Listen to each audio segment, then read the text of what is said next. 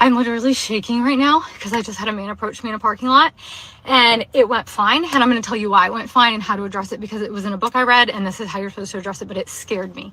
I'm literally shaking.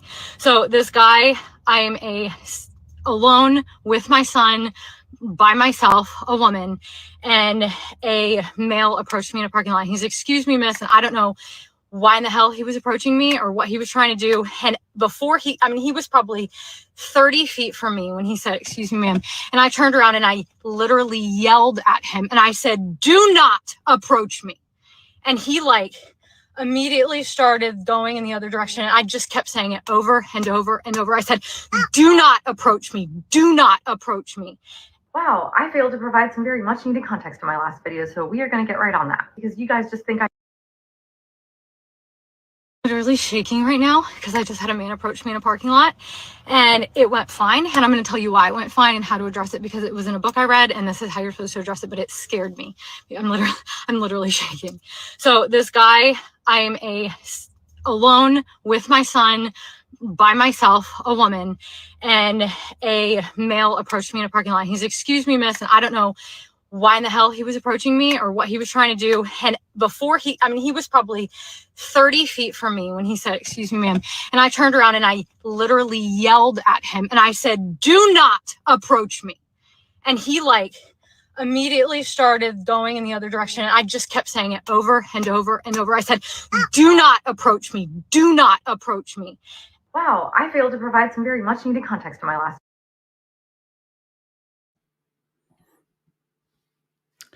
Before we start, apparently that video is going viral. Let me know if you can hear me. Apparently that video is going viral, and there's a lot of comments and a lot of stitching of the video where people are saying, "Oh, why would you do that? That is crazy." All of that stuff, right? While I don't agree with the technique, because if you're shouting at someone who is going to harm you, saying, "Do not approach me," that might cause more harm, right? Like that might do other things. But I would much rather, especially if you're with your child, I would much rather for you to seem crazy than to not be here. And let's step back. My initial thought when I saw that video was, why would you do that? You don't know why that man was coming, and you could have dropped a phone. Because in my mind, I'm thinking, I am not going to harm you if I am that man. I'm just trying to return something to you. Why weren't you saying, "Hey, I'm trying to return this," just as a general matter? Then I thought, that must be from a very specific place of privilege. And what I mean by that is, I am thinking, okay, if you ever did something like that to me, I will never approach you again. And if you drop something, I would never pick it up. I would never try to get it to you. And while that's fear, what I realize is I would change my behavior if women started turning back towards me, approaching them with whatever they dropped, or for whatever reason I'm approaching them. If they start yelling at me, "Do not approach me, do not approach me," I would change my behavior and I won't approach you anymore. Why would that be? Because you acted that way towards me. So then I thought, why would women feel the need to act that way towards men? And then I thought, maybe because of all the stories being told and the reality about how dangerous it can be when a man who might not be so good approach you. So, would you risk disrespecting and shooing away a good man who might be coming towards you for a good reason, because you don't want the potential of a bad man to do it? I think that's fine. The changed behavior might be how women are deciding to respond to men who approach them, right? And so, men, we now have to change in the way that we approach women for any reason. And I don't I don't see a problem with this. Well, I see a problem with the approach because I don't think it's helpful. I don't think it is helpful at all to be shouting, do not come close to me, do not come too close to me if the person is good, coming close, whatever, right? And if the person is walking away, don't continue to shout it at that person. But regardless, I think it is better to say safe than sorry. And I'm not about to say a woman protecting herself or her child, even if she's overreacting, which we can go, whatever. I'm not about to say you're wrong. I'm not. I don't know what it's like to be a woman out in the world feeling like someone is out to get you. And I'm not willing to say you shouldn't feel that way when we hear all the stories. Now, add race to that and the black femicide rate. And yeah, no, I'm not about to look at the audience and look at this woman and laugh at her and say, why is she doing this? And it's fascinating to me that the men in the comments are all saying, you're a weirdo, why are you doing this? You're treating people terribly. Don't approach people like that. If you have something to say, let them know, particularly if she is alone in a parking lot with her child. Do not approach people who are alone in a parking lot with their child if you don't have a good reason to, and please make it as clear as you can.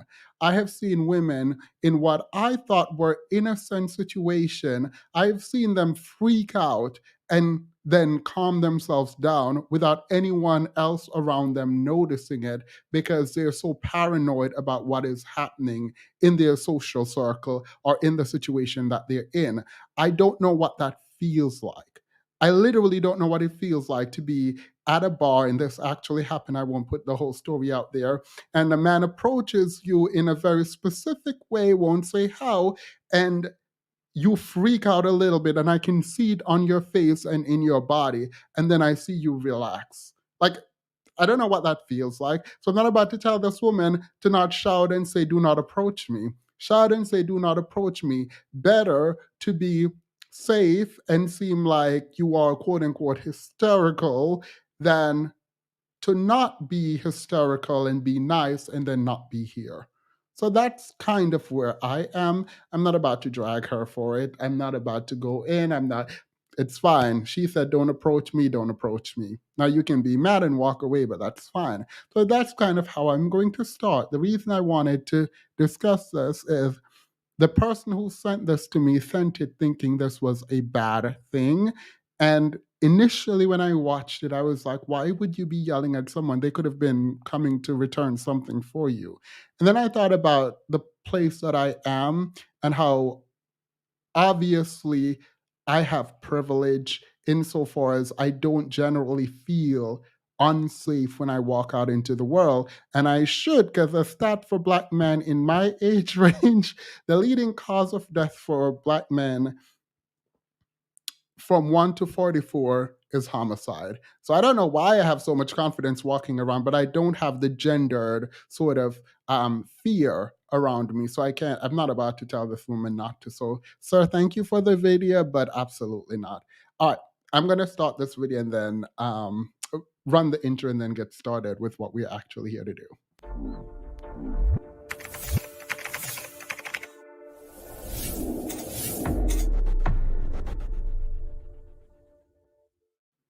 Hey everyone, welcome, welcome, welcome.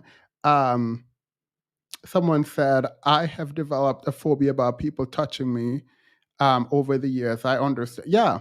I mean, I don't fully understand it, but looking at the stat, I'm not like she said she is walking to her car with her son in a empty parking lot or garage or something. And some guy was coming towards her, and she turns around and says, you do not come near me. Is that the best way from my perspective? No, but I'm also a man. So I'm like, I don't know what you felt and how you were, whatever. So no, I don't. I would not have told you to do that, but I'm also not about to tell you how to react when you're in fear. So that. I mean, it was in a book, she said. I don't know what book she's reading, but whatever. This is mud water, by the way. I'm drinking mud water. There's one more thing. That is grainy. My frothing was not done well. There's one thing that I wanted to show you guys before we go on. And it's this lady. Her name is Shay Your Love Diva on TikTok. I'm never usually on TikTok. And so she had the following message. I have not checked her credential. I have not checked anything. But I saw the message and I was like, you know what? Let me play it. Someone on YouTube posted it too, but I forgot whom. In particular affects Black African American women and Black women of the diaspora. As a matchmaker, a certified love transformer who has been helping women for 2 decades to be able to attract love, I wanted to share something with you because when I did my video sharing with you my top dating site recommendations, I noticed that there was a lot of comments coming in from African American women stating that there's not many quality Black men that are on the sites I mentioned. And the sites that I mentioned were Luxy, The League, Elite Singles, and Match. There's other upscale sites like eHarmony, and these women have been expressing over and over again that they are not getting matched with high quality, high income earning Black men. And I saw the comments coming in and I was like, I'm not going to respond. I'm not going to respond because I know how people are. However, I think it's only fair to share with you. As somebody who's an expert in this field and who works behind the scenes and who knows what's going on, it's my position that you have the right to know what's happening behind the scenes. So here's the truth. It's not that Black men aren't on these sites. It's not that quality Black men, Black men who are high income earning men who are looking for committed relationships aren't on these dating sites. Here's the problem. And I experienced this when I was doing matchmaking for millionaire men and very successful men all the time. And that's why I got out of matchmaking for men in general. Black men at a much higher rate said that they did not want Black women. That's the truth. So the reason why you're not seeing Black men on these sites is because they're filtering you out.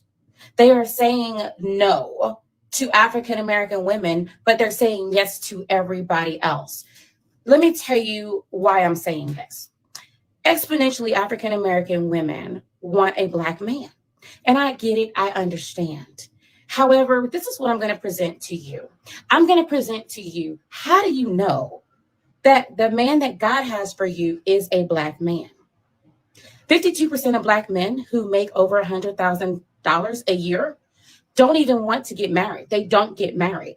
And then a significantly more, 22% of the ones that do want to get married choose to marry outside of their race. So then now the pool of eligible high income earning Black men has been reduced down to maybe like 10 to 13% Black women, all while you have exponentially been focused on attracting a high income earning quality Black man. I don't say this to say that there aren't quality Black men. I don't say this to say that you shouldn't want one. What I am saying is that you should expand what you're asking for. If a man comes along who isn't Black but is willing to love your soul and treat you like a queen, why not? What are you doing? Are you saying you would rather be by yourself than to be happy with a man who doesn't look the way you think he should look? What if God has a man for you that doesn't look the way you think he's supposed to look, and you're missing out on the best love story, all because your mindset is limited to just dating a group of men who don't want us? So here's my recommendation, because I know that pill stung. So first, let it marinate in your spirit. Then second, pray on it. And then third, reevaluate what you're asking for and what you're settling for. Because if you simply learned your value as a woman and what you do for so many people, your nurturing, loving spirit, the fact that oftentimes you save everybody. And there's also a lot that as Black women we have to work on. I get it. because we're constantly being rejected and mistreated by society, then it makes a lot of us bitter and jaded, and we come off as difficult to deal with. And so now there's a stereotype that Black women are difficult and men in general don't want to deal with that. And if you know that I'm speaking to you, then you must heal that. And then broaden your horizons to expect that a quality man is waiting for you. And he may or may not be a Black man.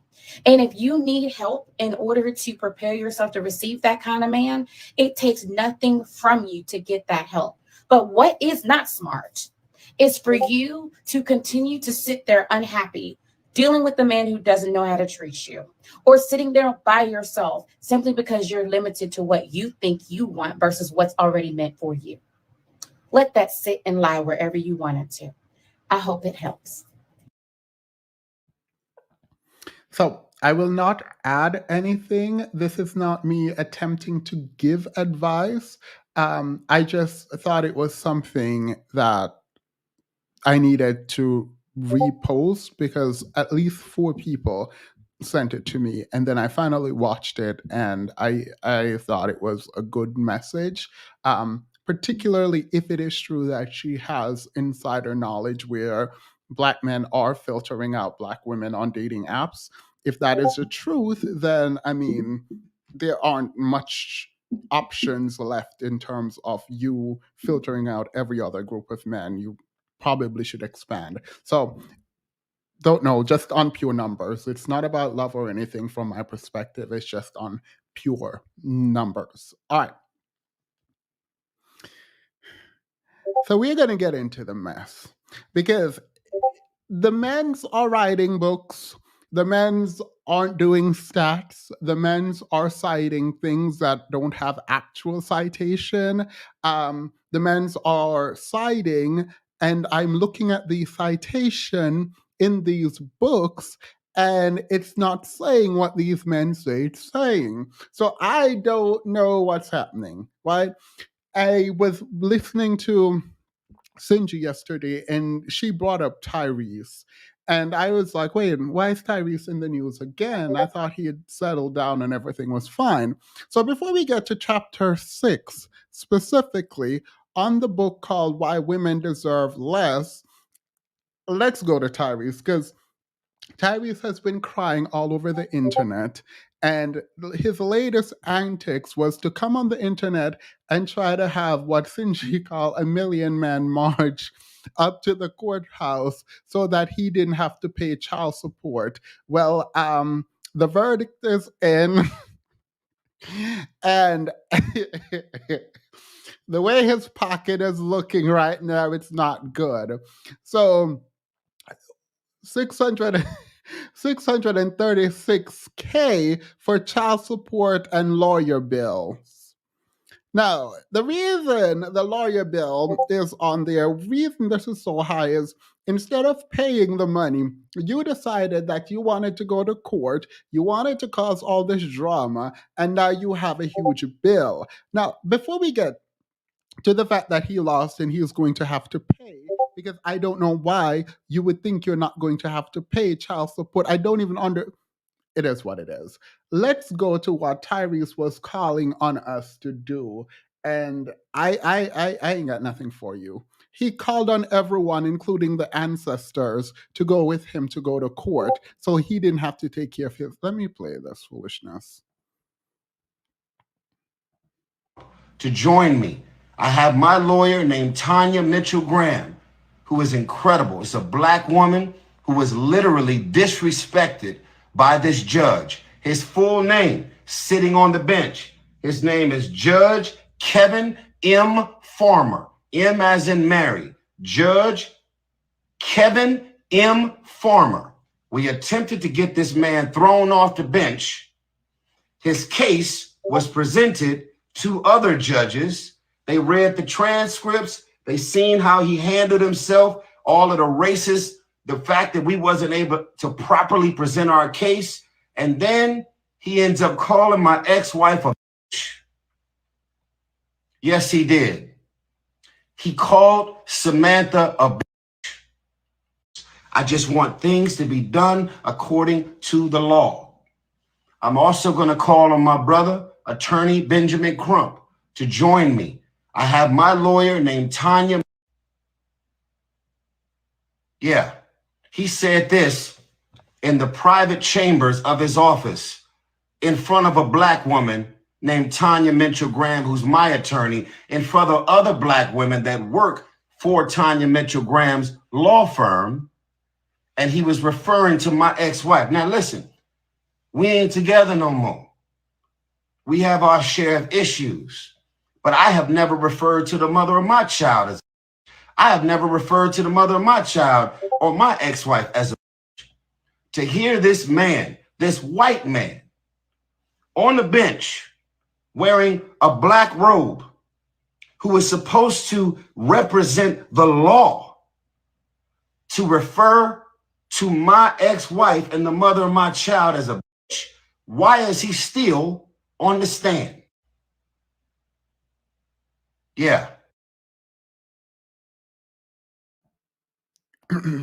So, I mean, he's still on there because, well, you don't own it, and he is the judge, and you said you want to follow the law, so there you have it. My issue with Tyrese is the fact that he really thought we were about to all rally behind him to go up to a courthouse to help him not pay for his child support. Like I'm confused and concerned that he really out here dressed like he's dressing. I've never seen Tyrese wearing any kind of pick a country in Africa. I have never seen Tyrese wearing any kind of African garment ever. But he came up in full hotel. Not recently becoming a hotel. He came up in full gear. sorry. I just realized that I need to like get a dashiki. I need to like I need to actually invest in some things so I can come up here and work. Someone said Wakanda forever. I'm surprised he didn't do the greeting. I am surprised he didn't do the greeting. But anywho, all that crying and whining did not help him because he was ordered to pay over $636,000, not just in child support, but the lawyer bills. So he's really going to be crying in a moment. There's a picture of Kanye West that I wanted to put on the screen, but I decided today's not the day and I'm not about to be petty because I have too much to do and I just don't understand Tyrese.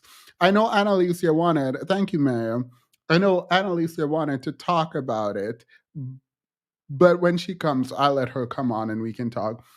Side note, Themis here and Skin is giving tonight. Thank you. Oh, I appreciate that. You know I love a compliment.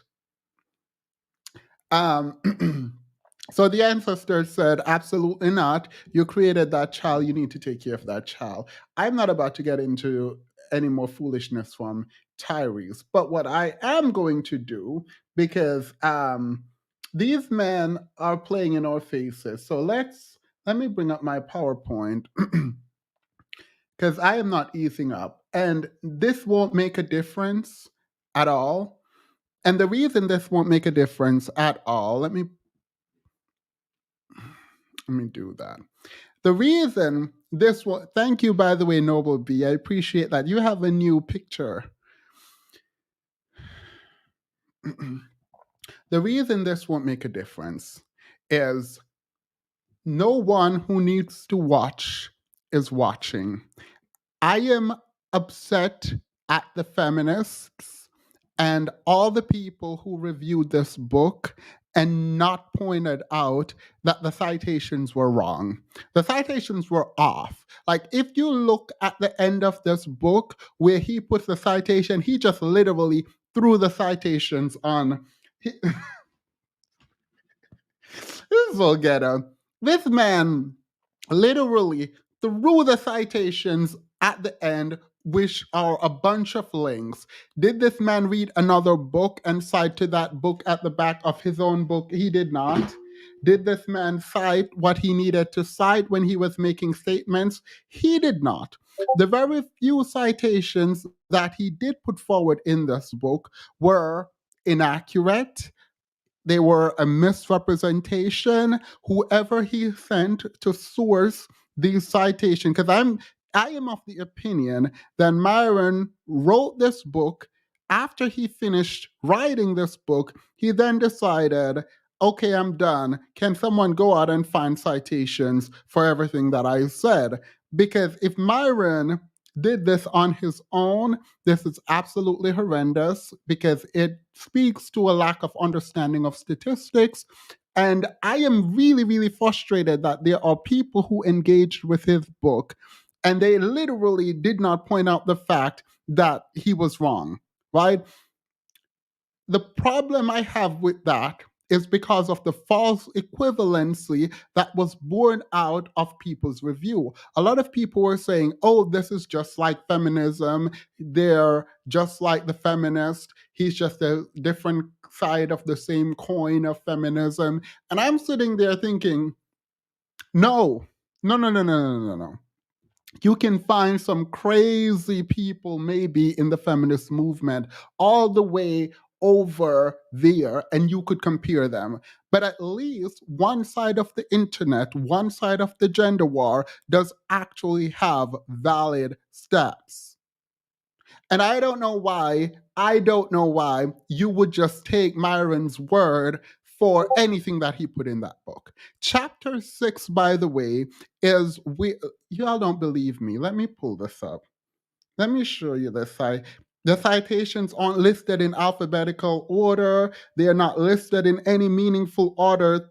Chapter 38 comes right after, number 38 comes right after number 31, and right before number 29. Number 30 comes before number 29. Like, the citations are all out of order. And one look at how this was cited, and I knew the site themselves. If I went to the citation, it was not about to say what he said they said. So we are going to go through some of them. This might be boring for some people, but we are going to go through some of them because I was very disturbed. As someone who thinks writing a book is a good endeavor, these men are not about to write a book the way that I think people should actually sit down, spend some time. Let me show you. I'm going to pull up the numbering. This is actually at the end of his book. Look at this. Look at this foolishness. Please help me look at this foolishness.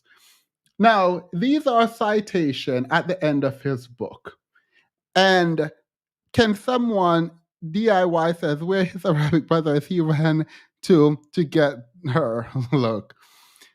It says 24, 25, 26, 27, 28, 30, 29, 31, 38, 34, 35, 36, 37, 32, 33. Who did this? He has an editor too. That's the part that's baffling. The part that's baffling is Aaron Clary is his editor. So when I looked at that, I was like, yeah, no, I'm not about to take anything Myron says seriously. But why did I look? Why did I look to the back of this book? This is why I looked at the back of this book. I saw this quote, and at the end of chapter 6, where he put a very robust argument in his book, he made this quote: when accustomed to privilege, equality feels like oppression. And this is in reference to women. You have to understand, you have to understand this. This quote is generally attributed to people who have power, seeing other people gaining equality, saying the people with power tend to not like the people gaining power because the people gaining power are coming too close to them and they feel like they're losing something. This is what this is usually referencing when we see this quote. So to see this in reference to men and women, knowing which side he was on, I was like, yeah, no, absolutely not. Absolutely not. He's about to make some mess. None of them. I am not going to take as fact any of his citation. I'm not going to take as fact anything he put in the book. And yes, I was exhausted, but I stayed up and I went through them quotes and I went through the citation. And what I found was, yeah, he's lying. He's lying. So let's do it. So this quote, this is a place in the book. But what adds insult to injury is when women still can't make it with all these incredible advantage.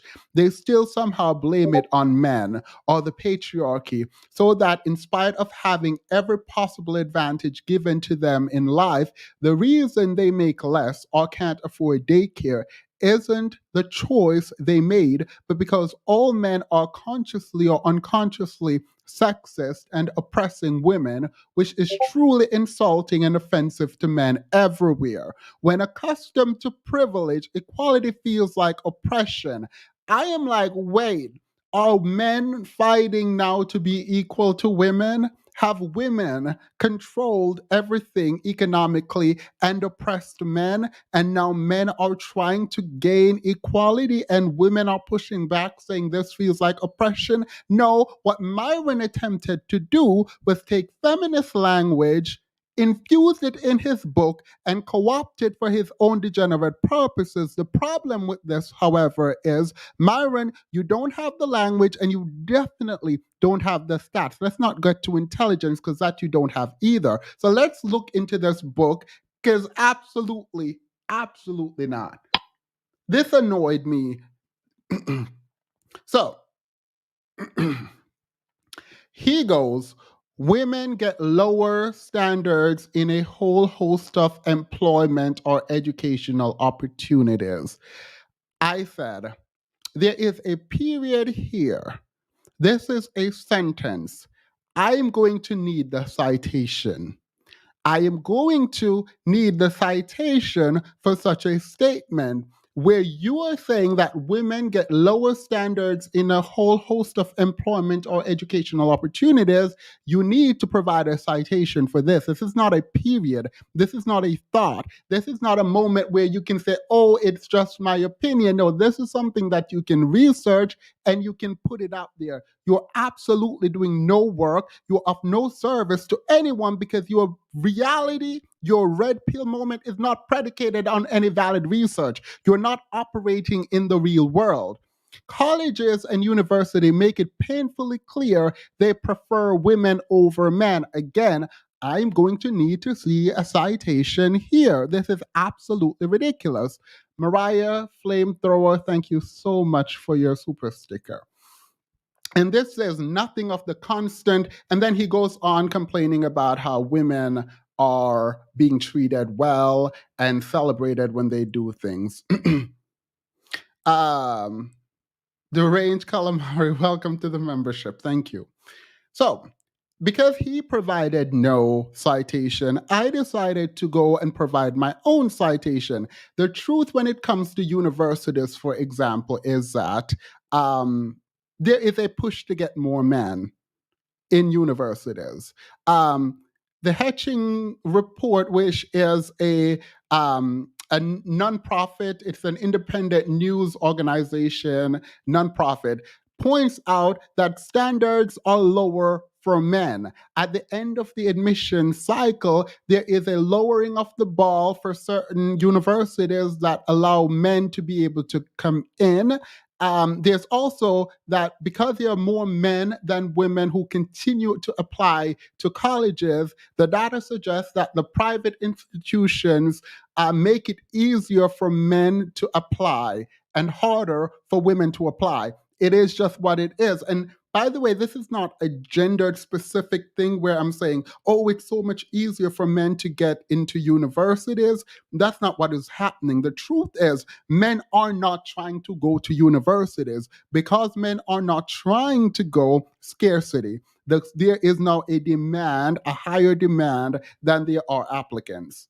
So it becomes easier for men to go into university. In fact, if you really want to go there, if you should make this gender neutral approach, men probably wouldn't be getting into universities. So when you say universities are lowering the bar for women, I don't know what you mean. You did not cite anything here, and I will take any citation here to measure it against all the citations coming out for literally all the research. When you say women have it easier, it's easier for women to get into college, that is a lie. On pure numbers, there are more women applying for universities, so universities can pick and choose from women. Because there's not a lot of men applying, they're desperate to have men. What are you talking about? The reverse would also be true.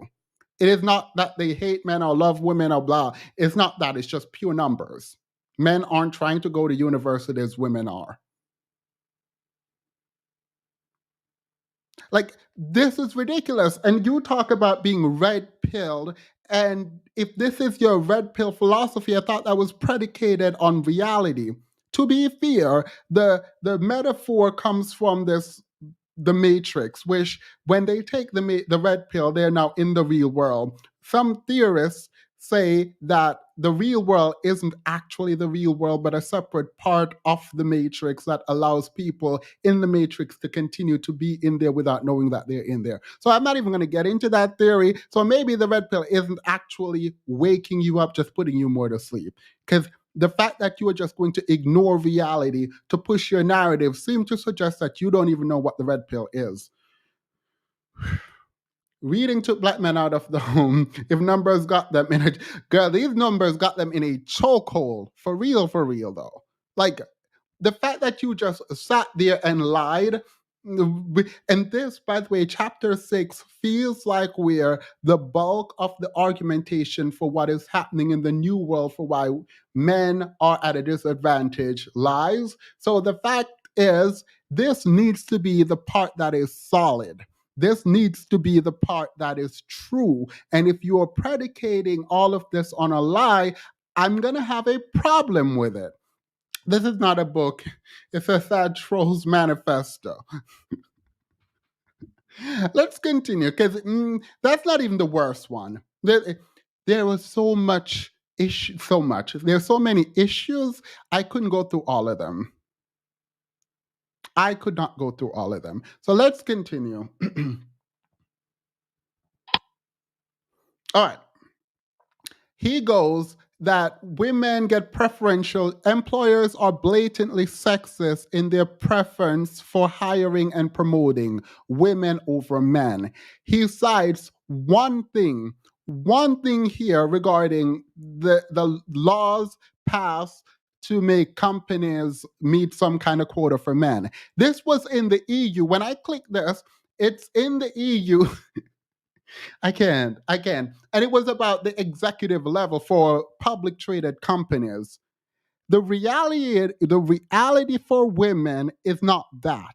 The reality is that around the world, finding a job is much tougher for women than it is for men. You can go to any employment statistics that comes out of institutions such as colleges and universities. You can go to any government website. You can go to the World Trade Organization. Anywhere you go, BBC reports on this, Forbes reported on this. Like, the fact that there are so much research around this is particularly interesting for me because, again, around the world, finding a job is much tougher for women than it is for men. Then we found out that on average, women receive higher performance ratings than male employees, but receive less in terms of promotion. So you just gonna lie about preferential treatment in hiring and promotion. Women tend to be looked over a lot in terms of promotion and also in terms of hiring. What are you talking about? Even to the extent we're talking about publicly traded companies, look at who are the execs. Please look at the board of directors. Just pull up any stat regarding the board of directors in the United States, sir. Like, just absolutely horrendous. Like, I just don't understand how you just make this stuff up. Like, these are the people who say, sorry, let me get bigger.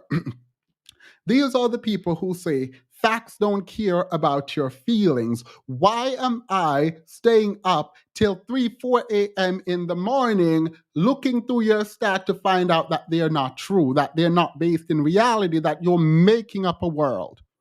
Like, he has to, but he doesn't even do this, but he has to go to extreme length to find some obscure research that is not a research that is blogpost.com or something like that to say, hey, women get treated better. Then you click on the post and then you click into the research that the post reference. And when you look at that research, it doesn't say that. It doesn't say that. It might say, oh, in India, in IT jobs, women are promoted more than men. That is one specific thing in one specific area of the world for one specific sector of work. Why are you doing this? That don't make no sense. The FBI will use this as evidence when they press federal charges. Black men have played themselves yet again. White men trademark passport rules. I heard this. I haven't even looked into it because I don't really care about them. I only care about the passport bros to the extent that it's funny because those people are just absolutely not it. And I don't care about them. But yeah.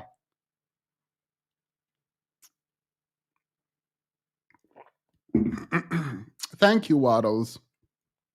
We're not done. So he lied about school, he lied about employment, he lied about hiring, he lied about promotion.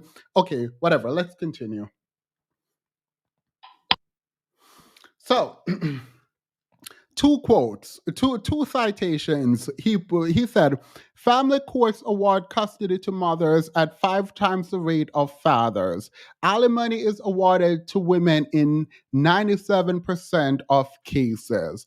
And I'm sitting here like, oh, these are very broad general statements. Let me go look into this.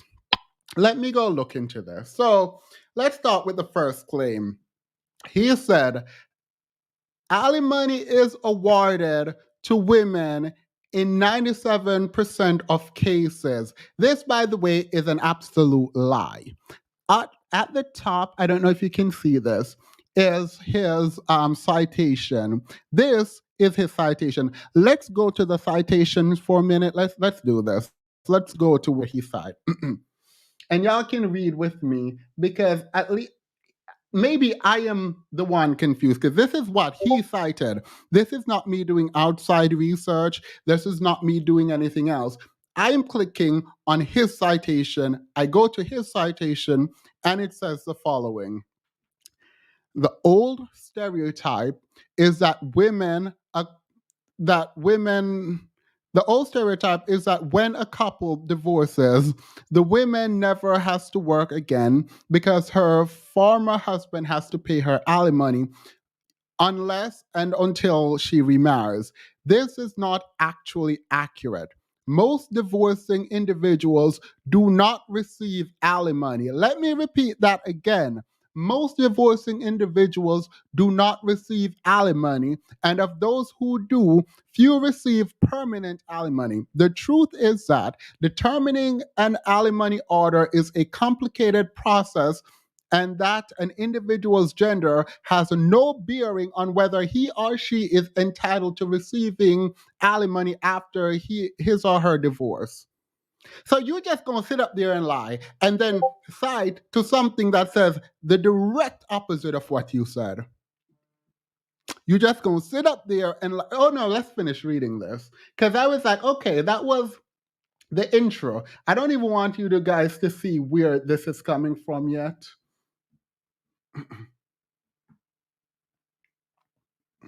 So alimony stats that show our changing demographics. Today, it is far less common for anybody, male or female, to receive alimony after divorce than it was in the past. In the 1960s, 25% of divorce settlements include alimony orders. Now, this figure is closer to 10%. The figure is close. I know you're lying. Women are still the primary alimony recipient, but the number of men who receive alimony from their former spouse is increasing. Look, in 2010, there were 400,000 men receiving alimony. Now, try to figure out which men. Let's go back to his claim, though, because I think this is kind of sad. His claim is that alimony is awarded to women in 97% of cases. What he doesn't tell you is that it is 97 of 10%.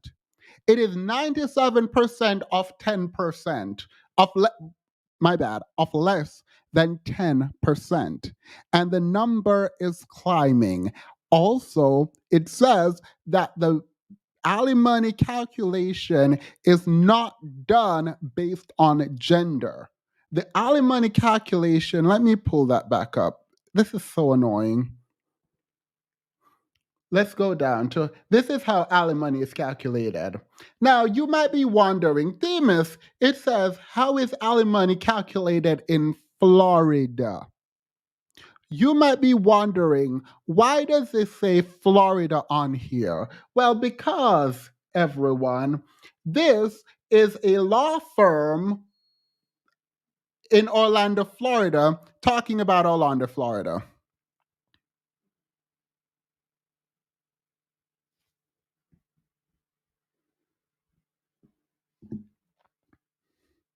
Now, they do reference like the broader society. What I need you to understand is the total misrepresentation of the statistics here.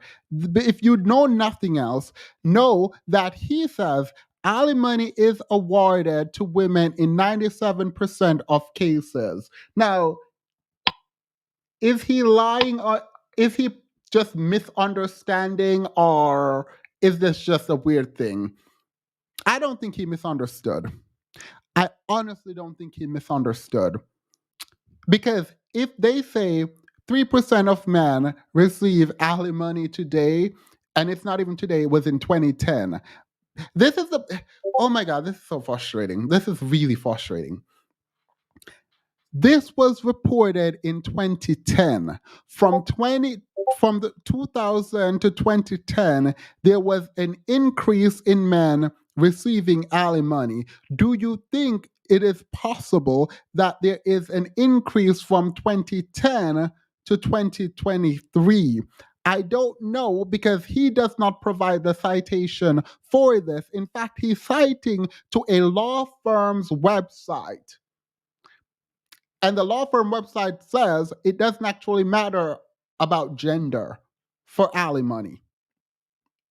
But no, you are saying women get preferential treatment, and the site you point us to is telling you that no, women don't get preferential treatment for your specific case regarding alimony in Florida. Rather, it is a totality of the circumstance type test where the person who makes the most, depending on the contribution and how long you've been married, all that goes into a calculation to figure out how much you get in alimony. The fact that you're sitting up here lying is a problem for me. The fact that you ignore the reality that less than 10%, how do you not include that? How do you write something and not point out that less than 10% of people get alimony? You are saying 97% of the time it goes to the women, 97 out of 10%, because most people, 90% of people who divorce do not get alimony. 90% of people who divorce do not get alimony.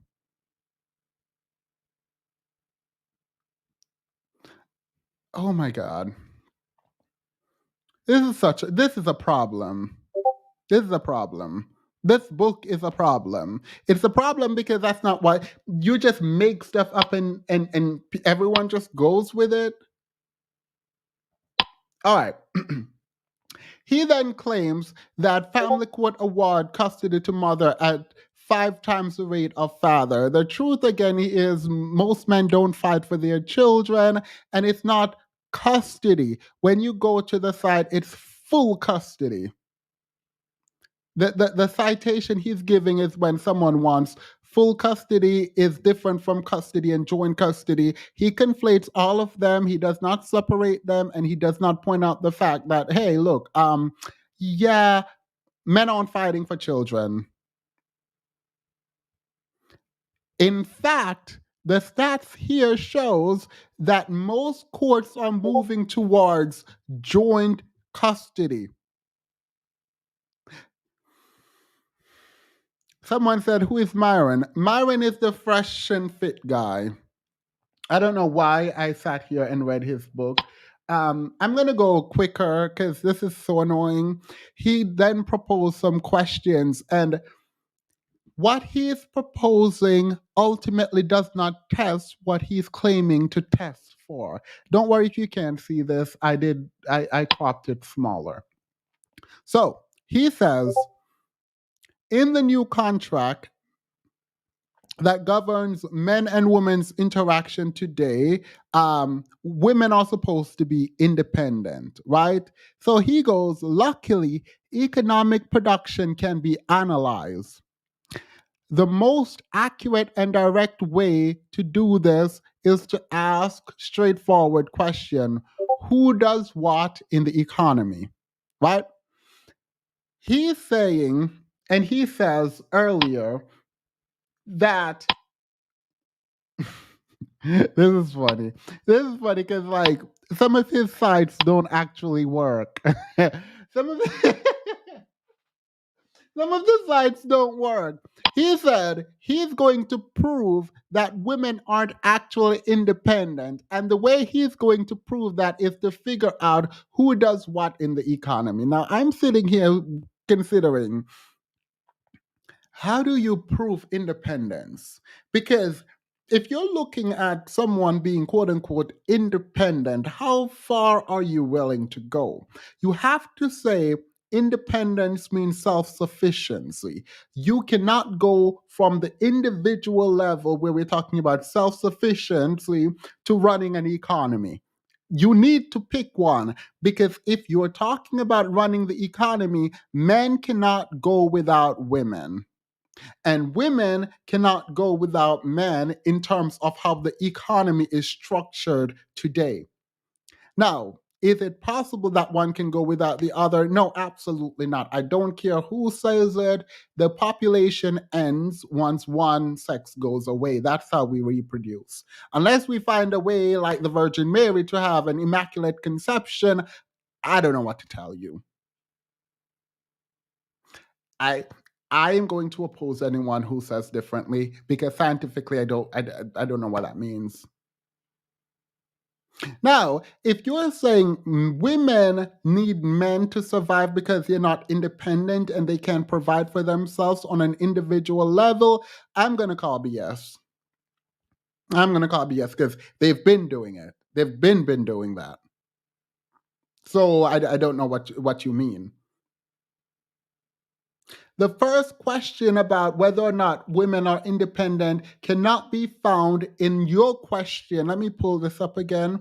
Your question about who does what in the economy, it doesn't matter, because what he's about to push out is the fact that women do certain kinds of job, women do other kinds of jobs.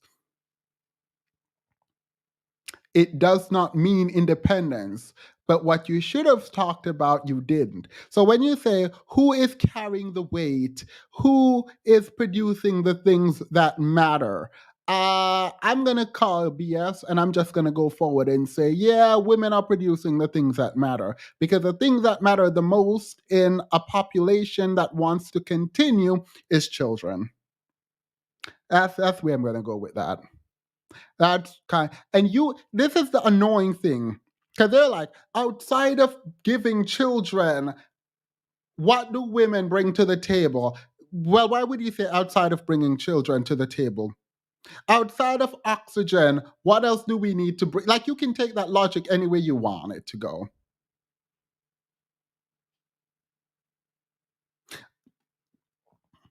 outside of having children. No. Don't play that game. No. You want to put what you bring to the table as a group on that proverbial table, then women as a group get to put all that they bring to the table. Oh, some women can't have children, and what about it? If every woman can't have children, we don't have children, so what about it? No, we can all put it on the table.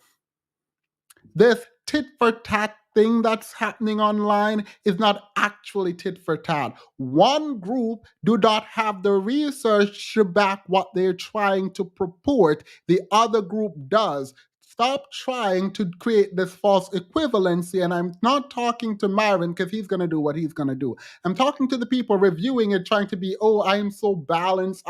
No, you're not balanced. Let me not say that fully. But you're not balanced. And you're not doing anything smart. If you were intelligent, you would go back to his research and find out that, oh, he's not talking about anything. He's not actually doing anything. He didn't even try. He did not even try in this book. He's going to cite to a website that ultimately drags black men. And he's going to sit there and pretend like, oh, I don't speak about men, talking about men provide, wish men. Let's do it, wish men. Because the website you cited to was very specific about who is taking food stamp. Where black men on the, look, I am talking about his own citation that we're going to pull up in a moment. On his citation, it has black men on more food stamps than white women. The single group of men on more food stamp than a group of women was black men. That is your citation. But because you don't care about race, you say men generally. Meanwhile, the source you're citing doesn't say men generally. It absolutely doesn't. The source you're citing says that women are costing the government money because they can vote, which is a problem in and of itself, because yes, you would need more money to facilitate more people voting. I don't know what this man is talking about, but whatever. It also points out that there is a racial divide, and the only group of men it points out that's on food stamp is black men. This is Myron's citation, not mine. We will pull it up in a moment.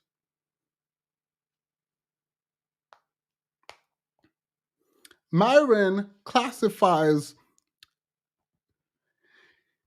quote unquote, who does the real work. The notion of real work means that he is looking down on some kind of work as not real work, the work that women do, yet they're telling women that their place is in the home, that they look to men for this and they look to men for that.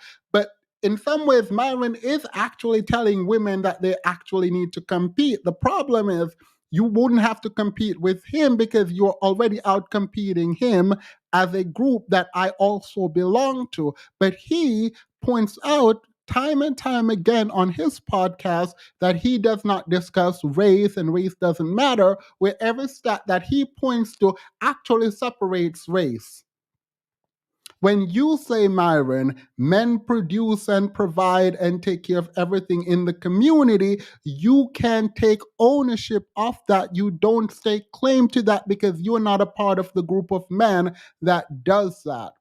And is that true? I would argue not, but I'm not here to argue the general stats. That's your work. You're providing the affirmative claim, not me.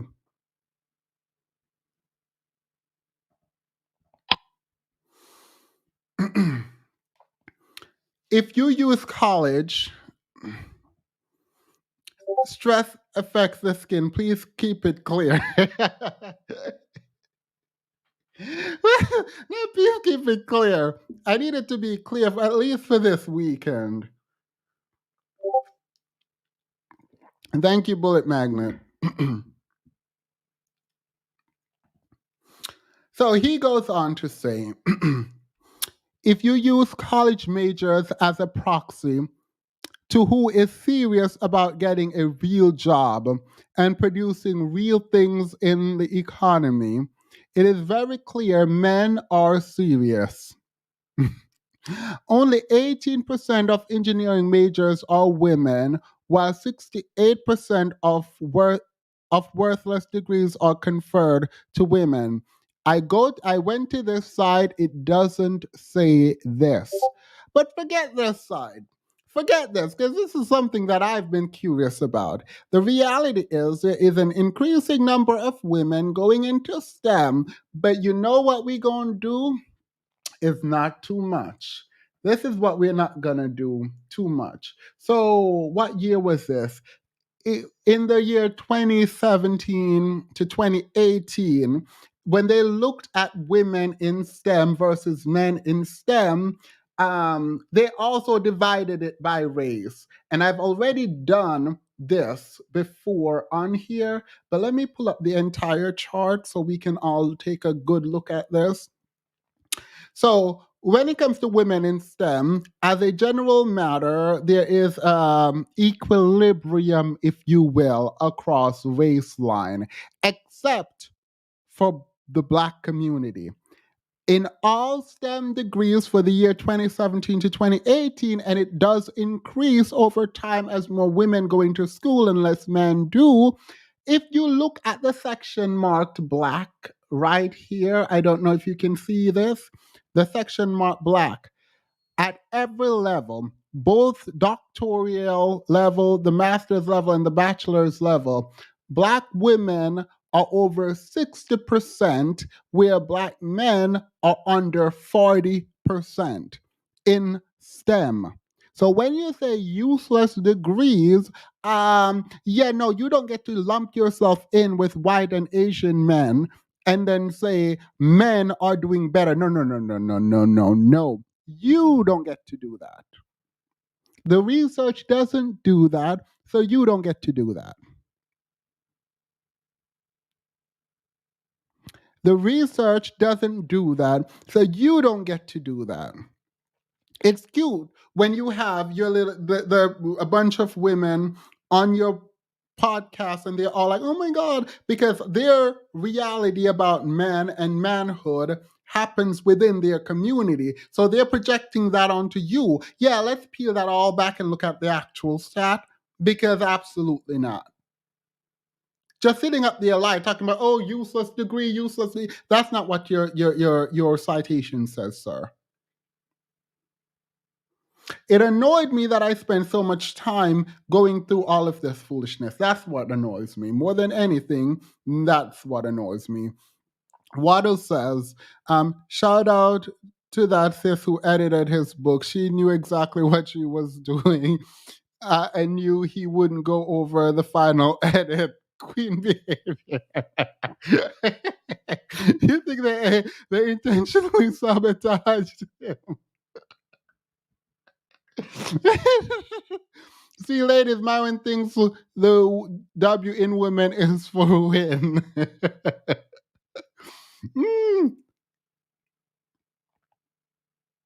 Oh my, this is so bad. Another way to measure how serious women are about honoring their end of the new contract is to see what profession women end up working in. Again, it does not matter, even if you're an Instagram model, if you make enough money, then that, thank you, Curry Up and Eat, then that indicates that you are upholding your end of the bargain. I don't know what he's talking about. Yes, my cybersecurity education is useless. These men are, like, the fact that they don't even understand, like, even attorneys, by the way, aren't STEM. And you're not going to sit here and look at an attorney and tell them, oh, that's a useless degree. Girl, you're a useless degree sitting up on a podcast talking about uselessness.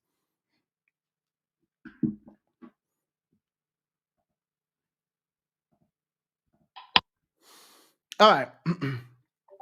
So he says only 18% of engineering majors are women, while 60% of worthless degrees are conferred to women. In short, blah, whatever. So 22 says, and I knew this was some foolishness, by the way, when I looked at the citation, because it says Amazon.com/worthless young persons indispensable. I clicked it, and this is what showed up at the website. Now, what citation is this? Why is there an Amazon?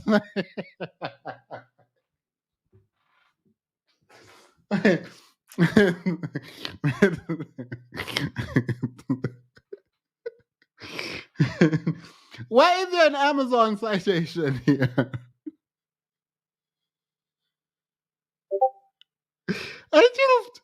I promise you, this is the web. This is what happens. We couldn't find that page. I'm trying to figure out who edited this book. So Myron didn't look at any of the citations. Like, no one looked at the citations. Someone said an Amazon link for Coca-Cola lawyer. Girl. Anyway, so I was like, okay, whatever, let's continue. So he says, disproportionately pursue blah. Meanwhile, the economy and society would collapse immediately if all men were to take a mere week off from work. There is no good citation for this. No scholar agree with him. I don't know what he's talking about. This is absolutely not true. If you want to find out what jobs are good, you would just go figure out if women are in those jobs or can learn to do those jobs. If so, then the world can continue. I don't know what this man is talking about, honestly. And I'm noted as I'm reading, I'm like, citation needed, citation needed, citation needed. Like, most of his book had these comments over here. I didn't even see that I had these comments over here. I have comments throughout the entire book, which was essentially this: citations needed. Our citations, please.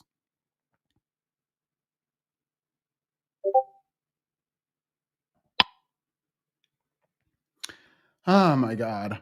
So then he moved on to another calculation that is just absolutely absurd. So he goes, another simple measure of how serious women are about being independent is how much they work compared to men. This is absolutely the most ridiculous form of measuring anything. You want to find out how serious I am about something, and you're going to look at the time I spent on that thing. Maybe I'm so good at that thing that I don't have to spend as much time on said thing like you. I want to be independent, which probably means I don't want to spend all my time at work. Therefore, if I am good at my job, I do my job and then I go live my independent life. What do you mean you're going to look at the numbers of hours work as an indicator for how serious women are about being independent? That does not make sense. That question for how you are going to prove that women are not serious about independence does not make sense.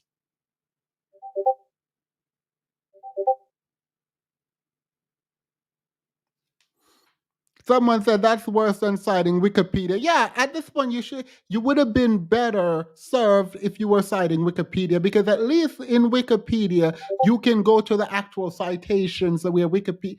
Look, I'm not about to do this. Thank you, by the way.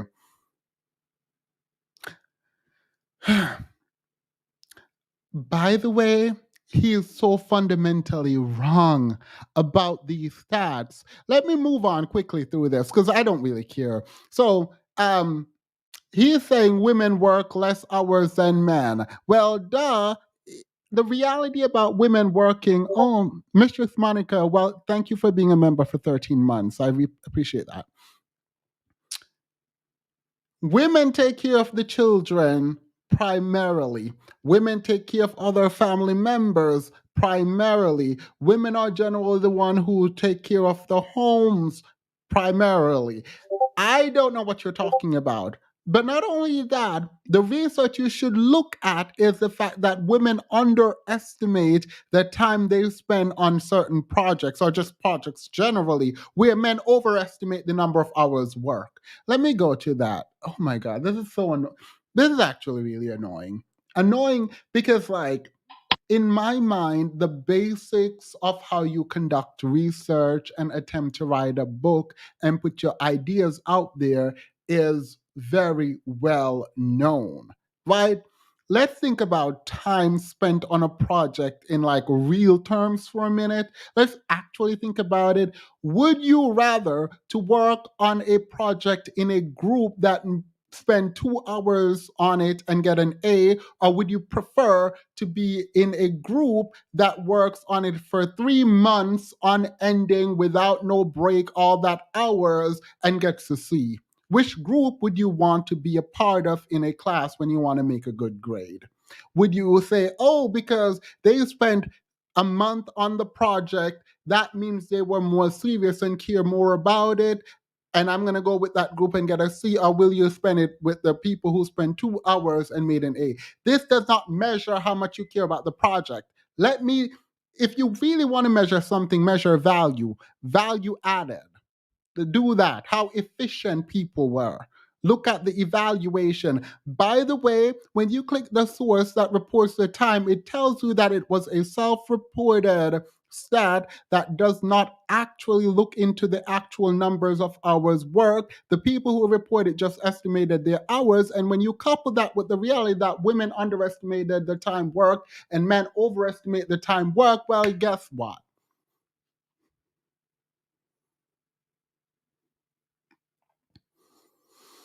Curry Up and Eat says Myron's FBI is clearly not the Federal Bureau of Investigation is failing boldly on the internet.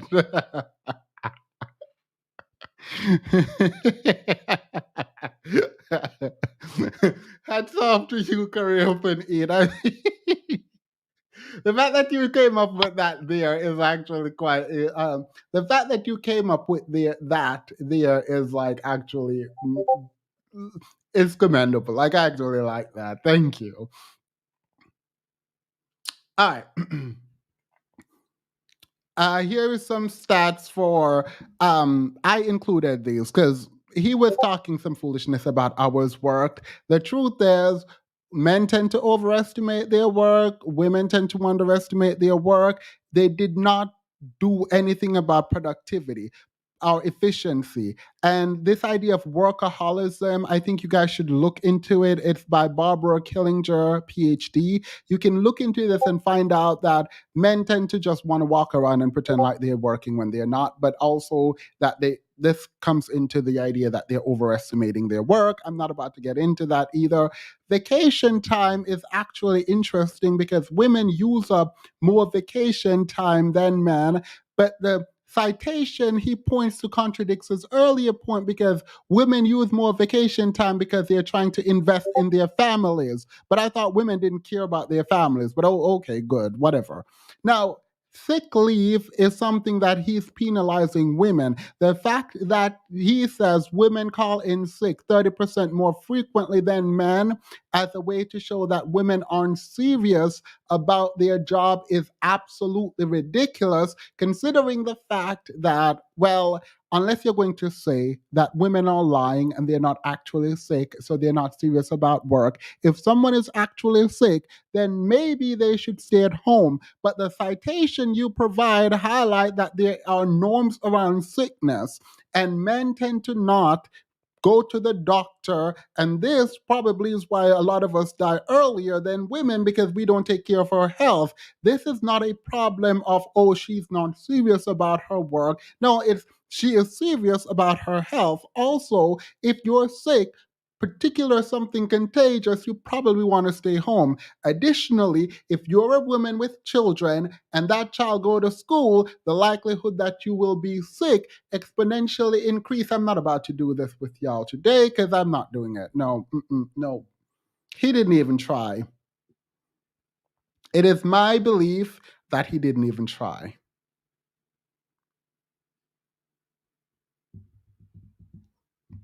If he used an Amazon link for citations, that's probably an affiliate link. He will earn a commission on everything you buy within the next 90 days. Absolutely not. I just this one is cute. So he goes in a study that has quickly been buried and put behind a paywall. New Zealand calculated the annual economic benefit or cost men and women on average provide for society, and the results were telling. All right, so let's go to this because this citation I found particularly interesting. He is citing to a study out of New Zealand. I I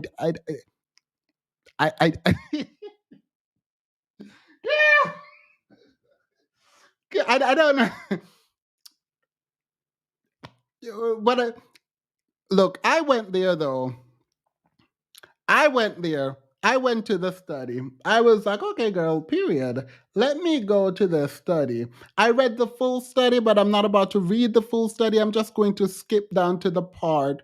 All right, this is taking too long. I am sure that I included it in here. The study says, white women are thus nearly as dependent on government food stamps as black men. His study says that, by the way, let me contextualize this for you. The study he's pointing to is trying to highlight that women, by and large, use government assistance, right? And it goes through all the women who use it, including black women, right? But it just, no other group of men, none, just black. It just point out that, oh, by the way, there is one group of men that use more food stamps than a group of women. Black men use more food stamp than white women. And I'm sitting there like, so you're gonna cite to this. This is going to be the link you included in your book. And you're gonna sit there talk about, you're not gonna talk about race. You're just gonna take as a reality white men's power in this system. You're just going to take Asians, man, power in the system and economic output in the system. That's what you're going to do. You're not going to address the reality of you being a wannabe. You're just not going to do that. But you're going to put sources in your book that points out that you actually are part of the women who are benefiting from the system. My reading of his, this is not research, by the way, this seemed like a blog post, to be honest, but let me use the word research, and again, I'm using the word research very loosely. I am reading your research, Myron, or the research that you cite to. And I am reading it, and they're claiming it seems very conservative. It seems like it's saying that women are a burden and feminism was bad and that blah, blah, blah. You all whine, whine, cry, cry. I don't care. But it's saying women vote Democrat because they want things from the system. And they're dragging women. And as an addendum, as an add-on, they point out, oh, also black men do that.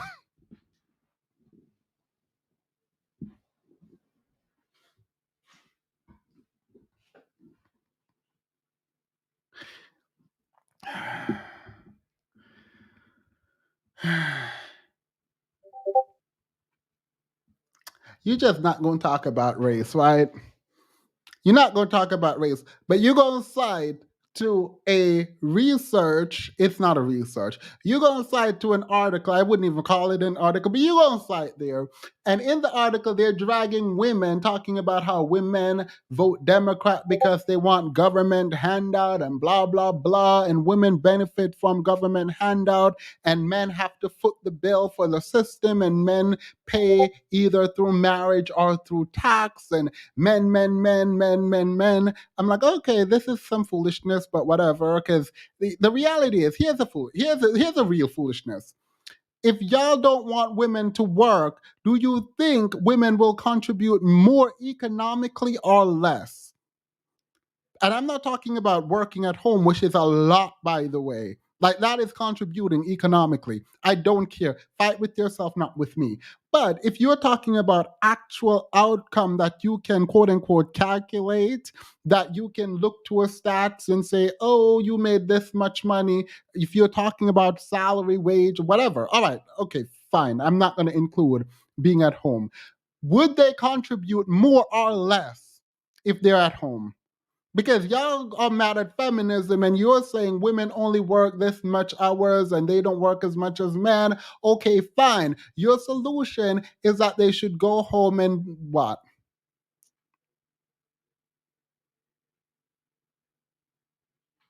Y'all don't make no sense. But in the dragging of women, they added, oh, also black men. Oh, you read everything. You read everything about women being dragged. You read it all. But you just completely missed that black men were also included in needing help from the government. You you didn't see that. Of course we didn't, because you don't see race, right?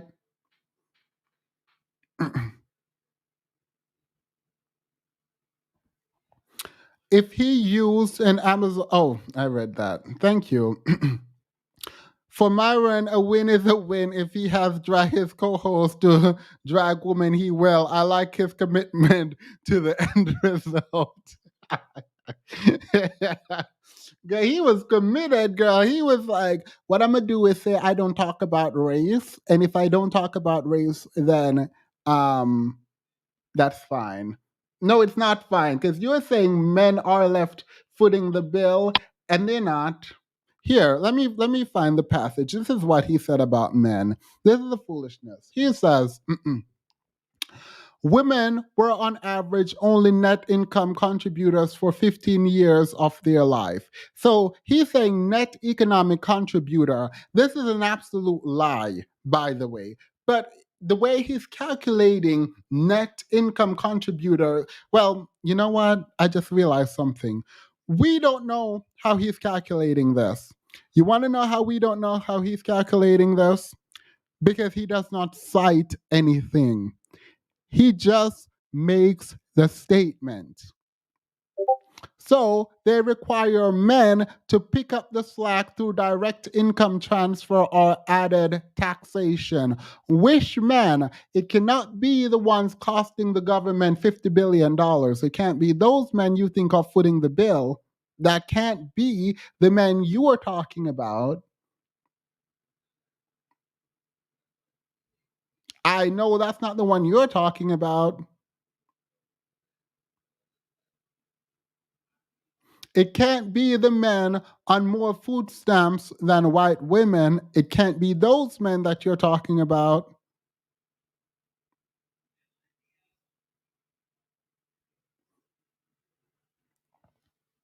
Definitely can't be them. So I'm not sure which men you're talking about. So you did not cite anything. So I'm just gonna assume you're not about to cite anything.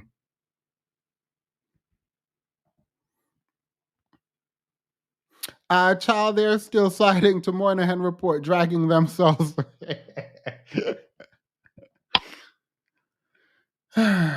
Oh my God, I completely forgot this. So I'm actually, well, I can't say that. Anyway, this I knew before looking it up, but I had to look it up. So I'm going to read this paragraph in full because this statement is made, and I'm sitting here thinking, thank you, 2Ls. I know he does not have a citation for this. So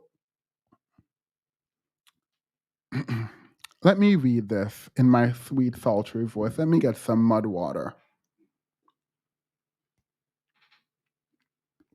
He goes, banks are only more than happy to help corporations by lending women money at 15% APR for a car they can't afford, not to mention credit cards, home equity loans, and any other forms of borrowing that goes to buy corporate stuff. Of course, these corporations are grateful in return, as these banks have made it so that women are desperately loyal to their employers, as they are now debt slaves living paycheck to paycheck. All right. Let's look at the real stats, because apparently everyone says women are in debt, women don't know how to manage money, blah, blah, blah. And I'm sitting here thinking, wait, no, that's not what the research say. So just one. Experian compared debt balance among men and women and found that on average, by the way, before I get into what they said on average, please note, the only reason I went out to do other research or pull this in is because I had it somewhere doing something already. But that's not important. What is important is he made a statement about debt and does not cite to anything at all. Nothing. So I didn't have anything to look up. So look for him to cite. So I went out there. Men have 20% more credit card debt than women. Men have 20% more personal debt than women. Men have 16.3% more auto loan debt than women. Men have 9.7 more mortgage debt than women. What are you talking about?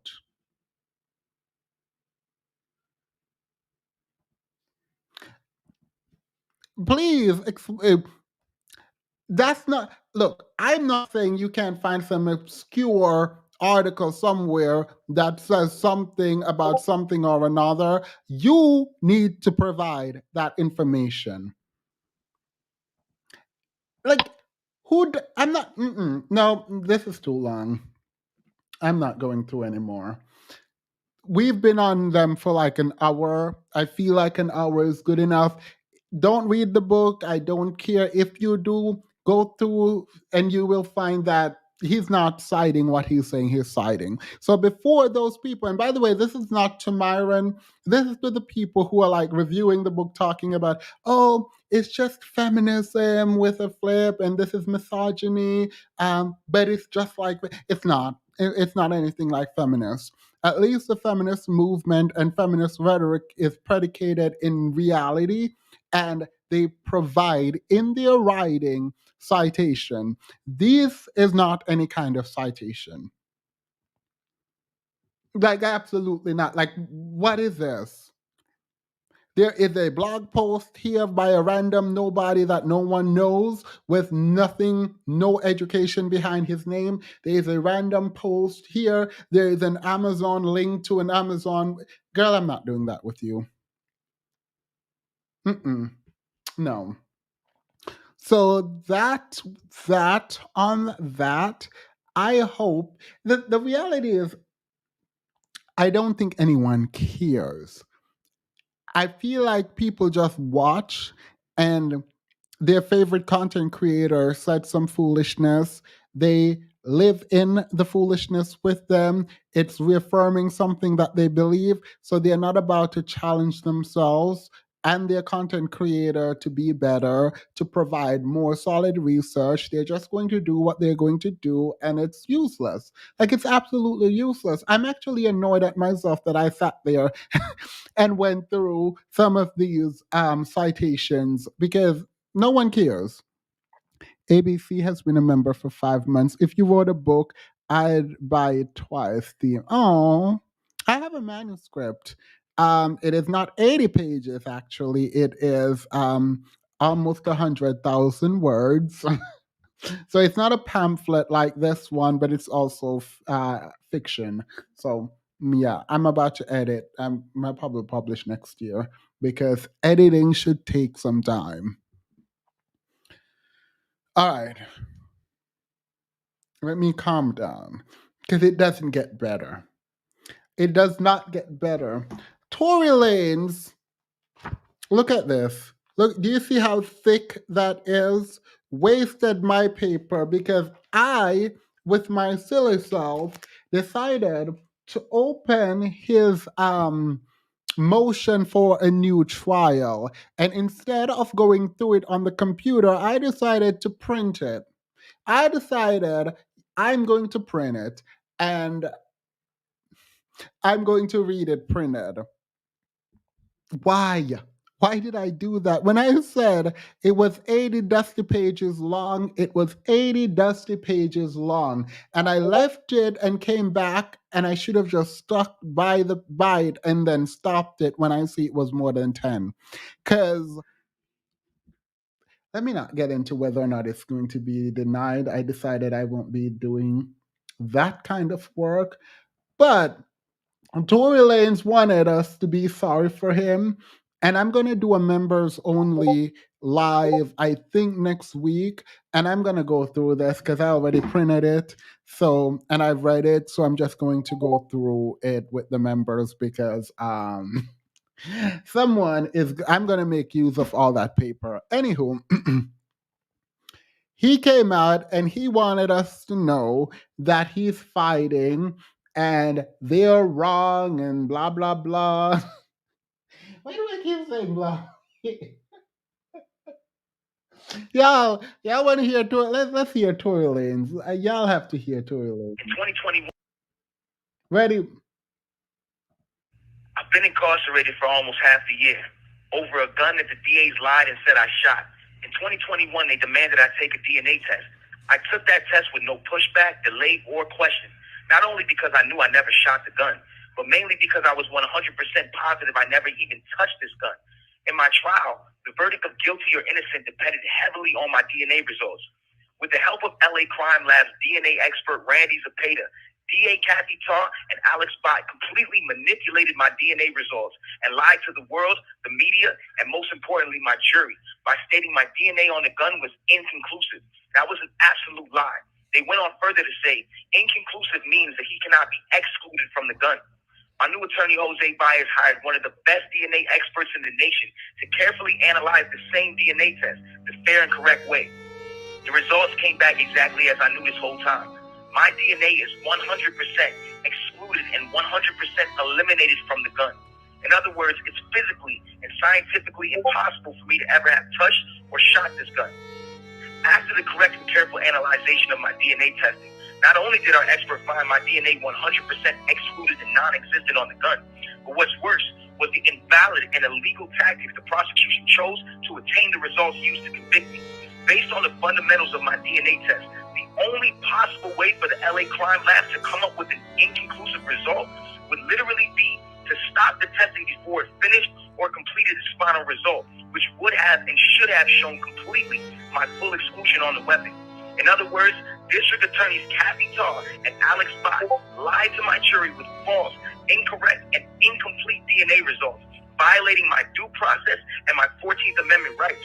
My faith, my prayers, and my highest hopes go to the Honorable Judge Hereford that on May 8th, he rules in favor of the United States Supreme Court law, returning me to my freedom, my family, and most importantly, the justice of a fair trial.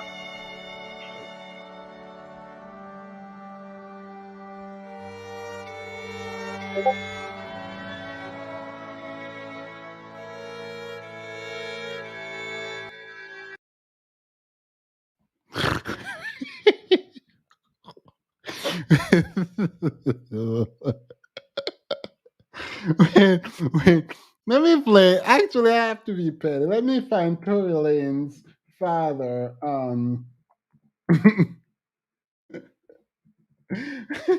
need to. I cannot not play Tory Lanez's father after that. Let's do it. Let's do it.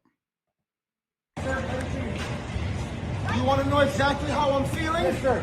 I just stood here in this Los Angeles County and witnessed the worst miscarriage of justice that this world has ever seen. Yes. You want to know how I feel? I'll tell you exactly how I feel. I got some names that I want to call.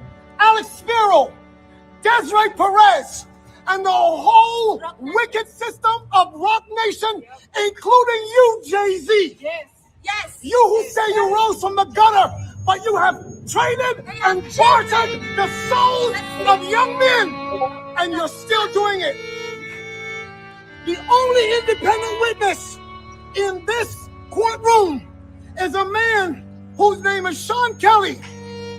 He came to court, and our attorneys, he would not even shake their hand after he went upstairs with Kathy Tarr and Alex Bart. They met on Saturday before. They met with our witness.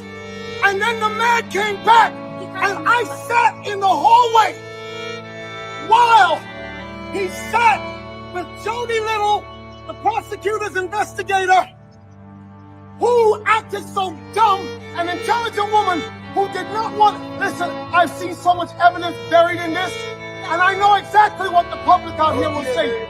Don't talk. You will say, I say this because I'm a father. See, I am a father of thousands around the world.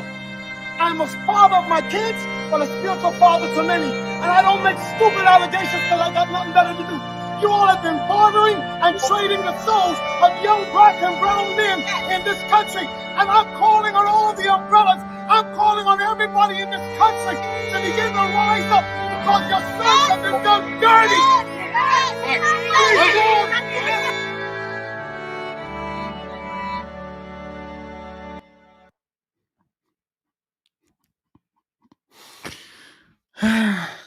So this man is this man is a fight. Sorry. Tell me you got money. Themis, I got ink money. Period. Not ink money. It's crazy how people can lie so sincerely, right? This is actually pathological at this moment. Because, like, girl, we know you did it. Like, Tory Lanez is playing, well, he's playing in his own face. You know, leprechauns always try their luck. Keep him in the club. Sweep the street of this dust. Clear the smog.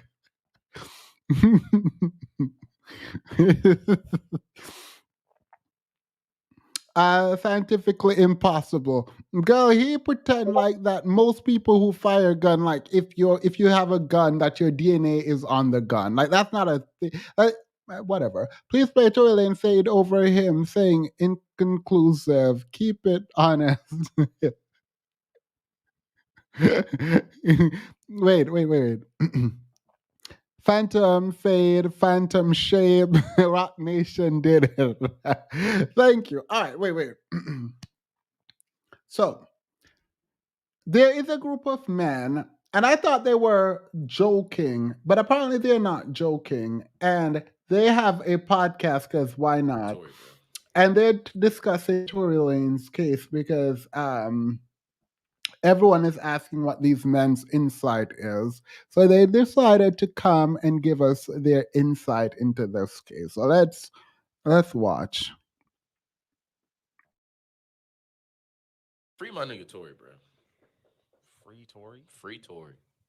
Can you look into the camera and say that for all the Free women? Tory. For all the women you Hey, hold on. disrespected Fuck last y'all episode? bitches. Free Tory. Look. My take We on gotta that, talk he ain't about sure. Wait, give me your 1 second, bro. Please, 1 No, second. we one need him second. to die on this hill by Nah, himself. just wait, just 1 quick second. They mad because No, Jay. I'm with you, bro. I'm Jay. with you. He don't deserve to be No, in jail, wait, bro. I would. He don't you, deserve. buddy. He don't deserve to be in jail, bro. Bro, they mad. Okay, they're not mad. But last night I was talking about how, like, if I had a girl, right? We don't want to get. No, we're into the Tory thing. So No, I was okay. Well, Tay, free my nigga Tory. you He didn't even, bro. They said that said- he didn't even shoot. No, but you said something just now, though. You Fuck them bitches, No. free Tory. That's what I said. Fuck them bitches, free Tory. Fuck them bitches, free Tory. Nigga, I say it again. Like, what? What, are y'all scared? Bro, fuck you bitches. Nigga, what? I don't give a fuck. Nigga, what? What bitches gonna do to me? Nothing. Stop it. Come on, man. We know the truth. listen, women, I tried. Hey, if you're a woman and you cater yourself as a woman, good job. Which count do I look at? That one. This my man's, y'all. Yeah, come on, man. He got that last line. God. He got that last line. I love y'all, you feel me? He got that last line. He got that last line.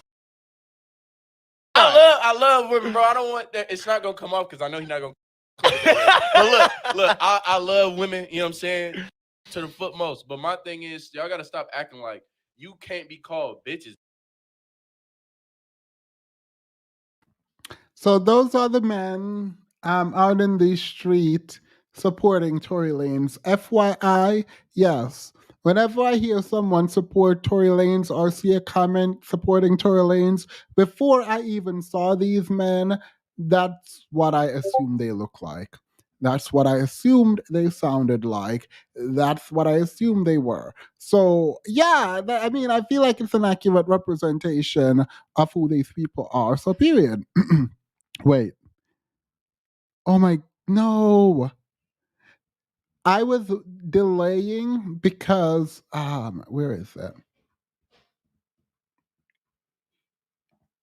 Hey, Sanderson sister. Wait, I'm late. Who are those hooligans? Hoodlums. Girl, we don't know. We don't care. They're a representation in my mind of what Tory Lanez fans are. But I was waiting for Crystalline to come in, but she's not here, it seems. So I'm going to move on to the story because it's a mess.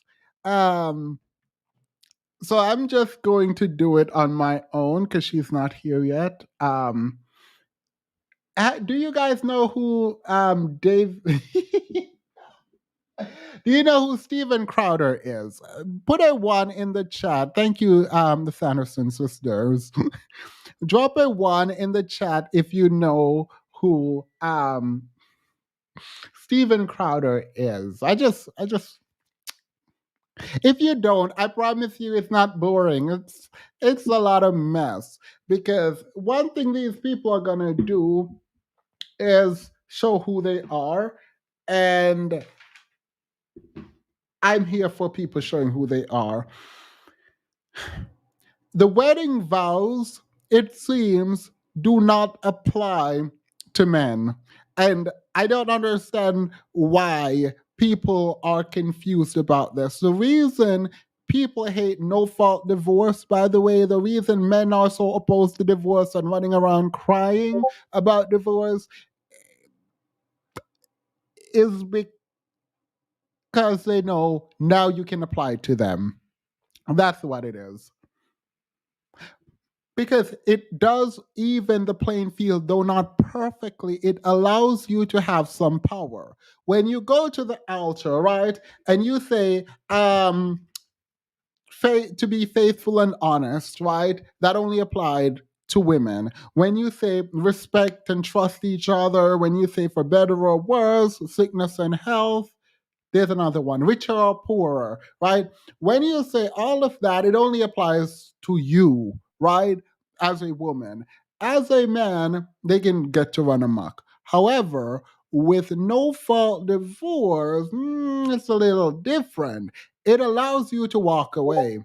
If someone goes out and cheats, you can leave. If someone is emotionally abusive, you can leave. But these men are like, oh my God, no fault divorce allows people to run women to leave. Yes. Yes, it does. Women typically don't leave happy marriages. Oh, women file for divorce 80% of the time. Yeah, because they're not happy. The fact that the lead attorney sat himself up there, fresh and fit, sat themselves up there talking about this. The Crowder is divorcing, by the way. Crowder is divorcing. His wife filed for divorce, blah, blah, blah. So they're now upset. They're like, oh my God, this is a perfect example of what happens to women and why we shouldn't be marrying these women. Forget the part that there was a whole emotional abuse going on, caught on camera. To be fair, I would prefer more context, but seeing a pregnant woman being yelled at and being told you don't love them and you only having one car and like being a multimillionaire with only one car and treating that woman like that and talking to her like, no, I'm going to just go ahead and say, yeah, emotional abusive. League of Dust, Doom, and Despair. All right. So, first of all, Candace Owens. Candace Owens is a mess.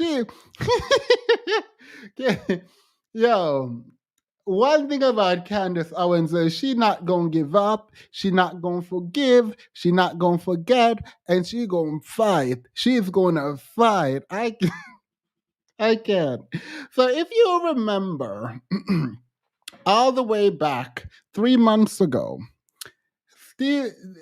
Steve Crowder was a free agent, and apparently a bunch of networks were courting him. One of such network was the Daily Wire. The Daily Wire gave him a contract. It wasn't a real contract, it was a term sheet. They were in the midst of negotiating if he could become a part of the Daily Wire group, right? He comes out, did a video saying, y'all, these people are in bed with big tech. I'm not gonna say no name, wink, wink, nudge, nudge, Daily Wire. I'm not gonna say any name, but they're trying to take us. They're trying to make me conform. They're in league with big tech. They don't really care about free speech. I'm gonna do my own thing, blah, blah, blah. So everyone is like, oh, the Daily Wire. We know it's the Daily Wire. The Daily Wire comes out, put forward the contract and said, hey, we were going to offer him $50 million, blah, blah, blah. I don't care, whatever, whatever. All right.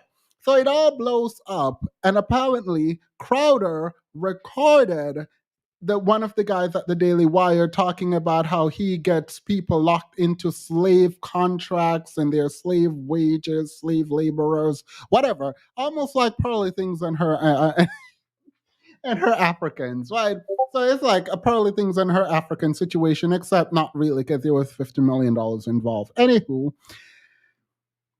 Crowder implies that the people working at the Daily Wire were being under some kind of slave contract, and obviously the people at the Daily Wire were upset. Candace Owens went on Tim Pool. They were yelling, talking. Candace Owens was dragging him. There's a go back and forth, and then everything went quiet. Pause.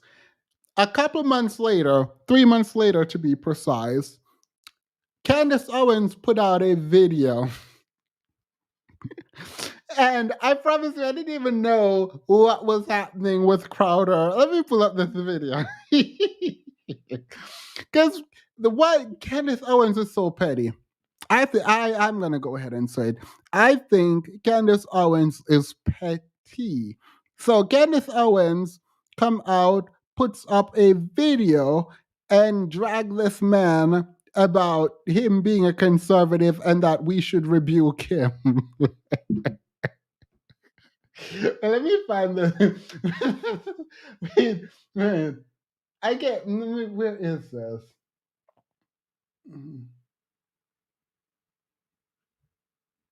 All right, here we go.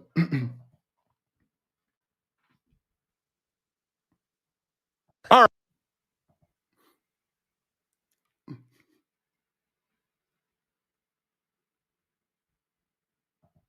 Wait, why is this not playing? Wait, did they give her a copyright strike?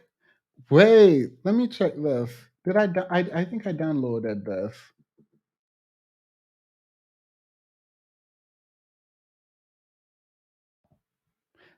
Wait.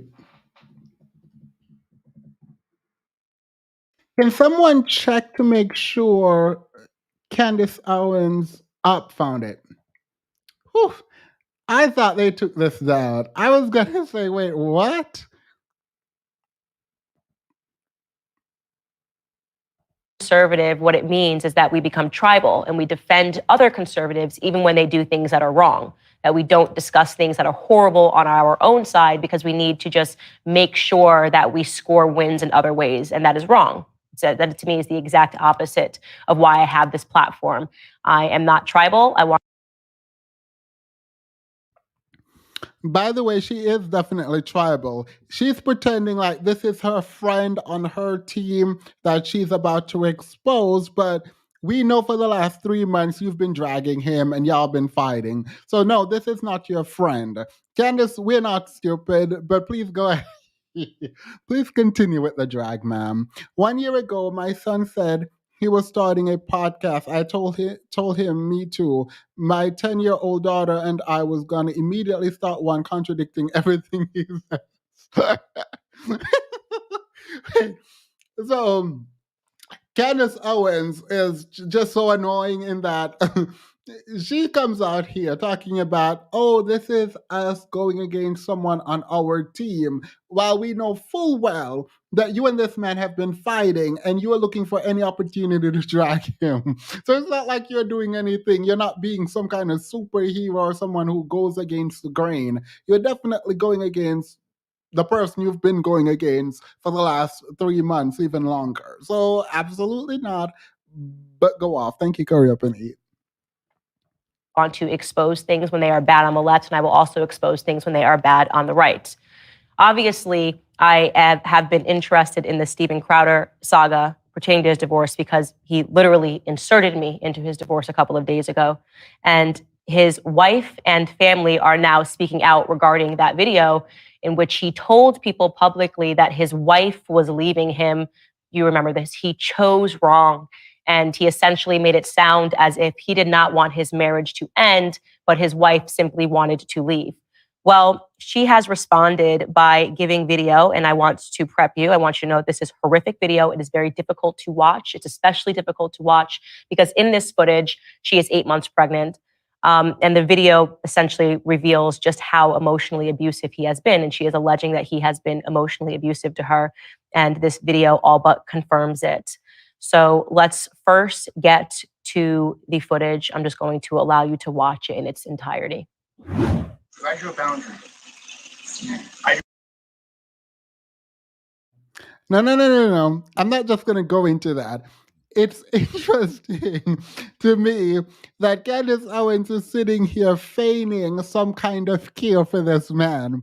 Candace Owens does not like this man. So the fact that she's up here like, yeah, well, I have to do All right, wait, let me continue. Because I can't. Candace's place.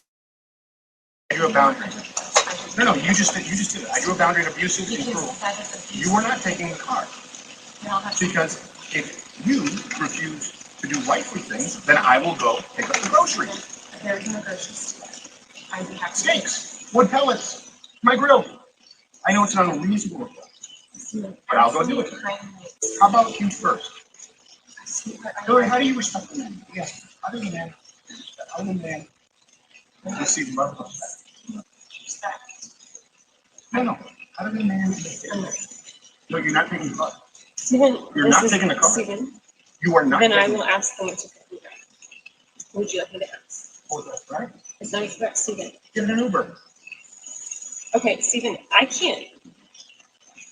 Feeling some constraints?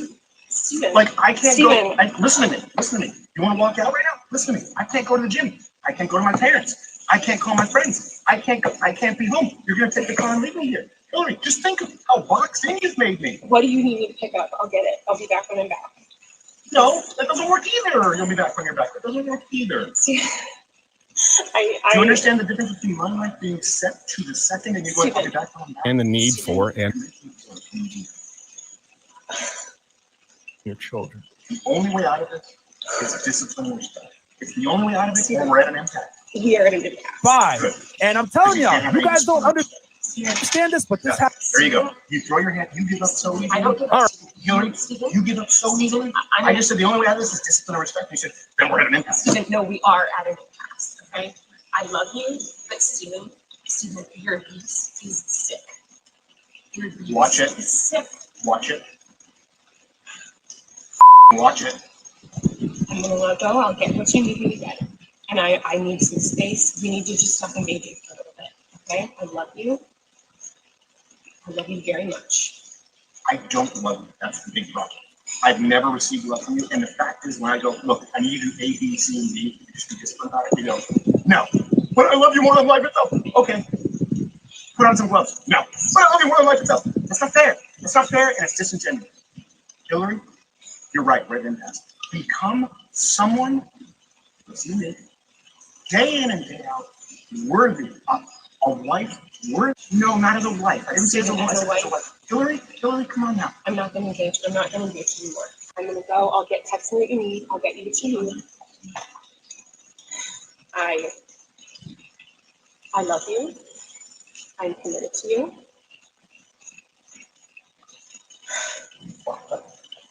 Put on some gloves. Are you committed enough to do those things? I'm not trying to. Are you committed enough to do those things? You're not committed to anything. You're not committed to anything. You just said I love you. I'm committed to it. Walk the dogs. Put on some gloves. Walk the dogs. Put on some gloves. Are you committed enough to do those things? Are you committed enough to do those things? Are you committed enough to do those things? I'm committed. Walk the dogs. Put on some gloves. Are you committed enough to get the medication the dogs? Don't you take that in?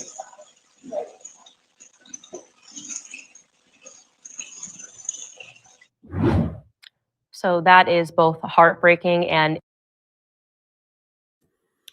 Guys, her friends are, who knew? Well, these are not her friends. These are not her friends. She wants you to believe that she's being courageous. She's not being courageous. Candace Owens wants to do this. But that's fine, because that's neither here nor there. But Steven Crowder is like, his problem is that he should have chosen better.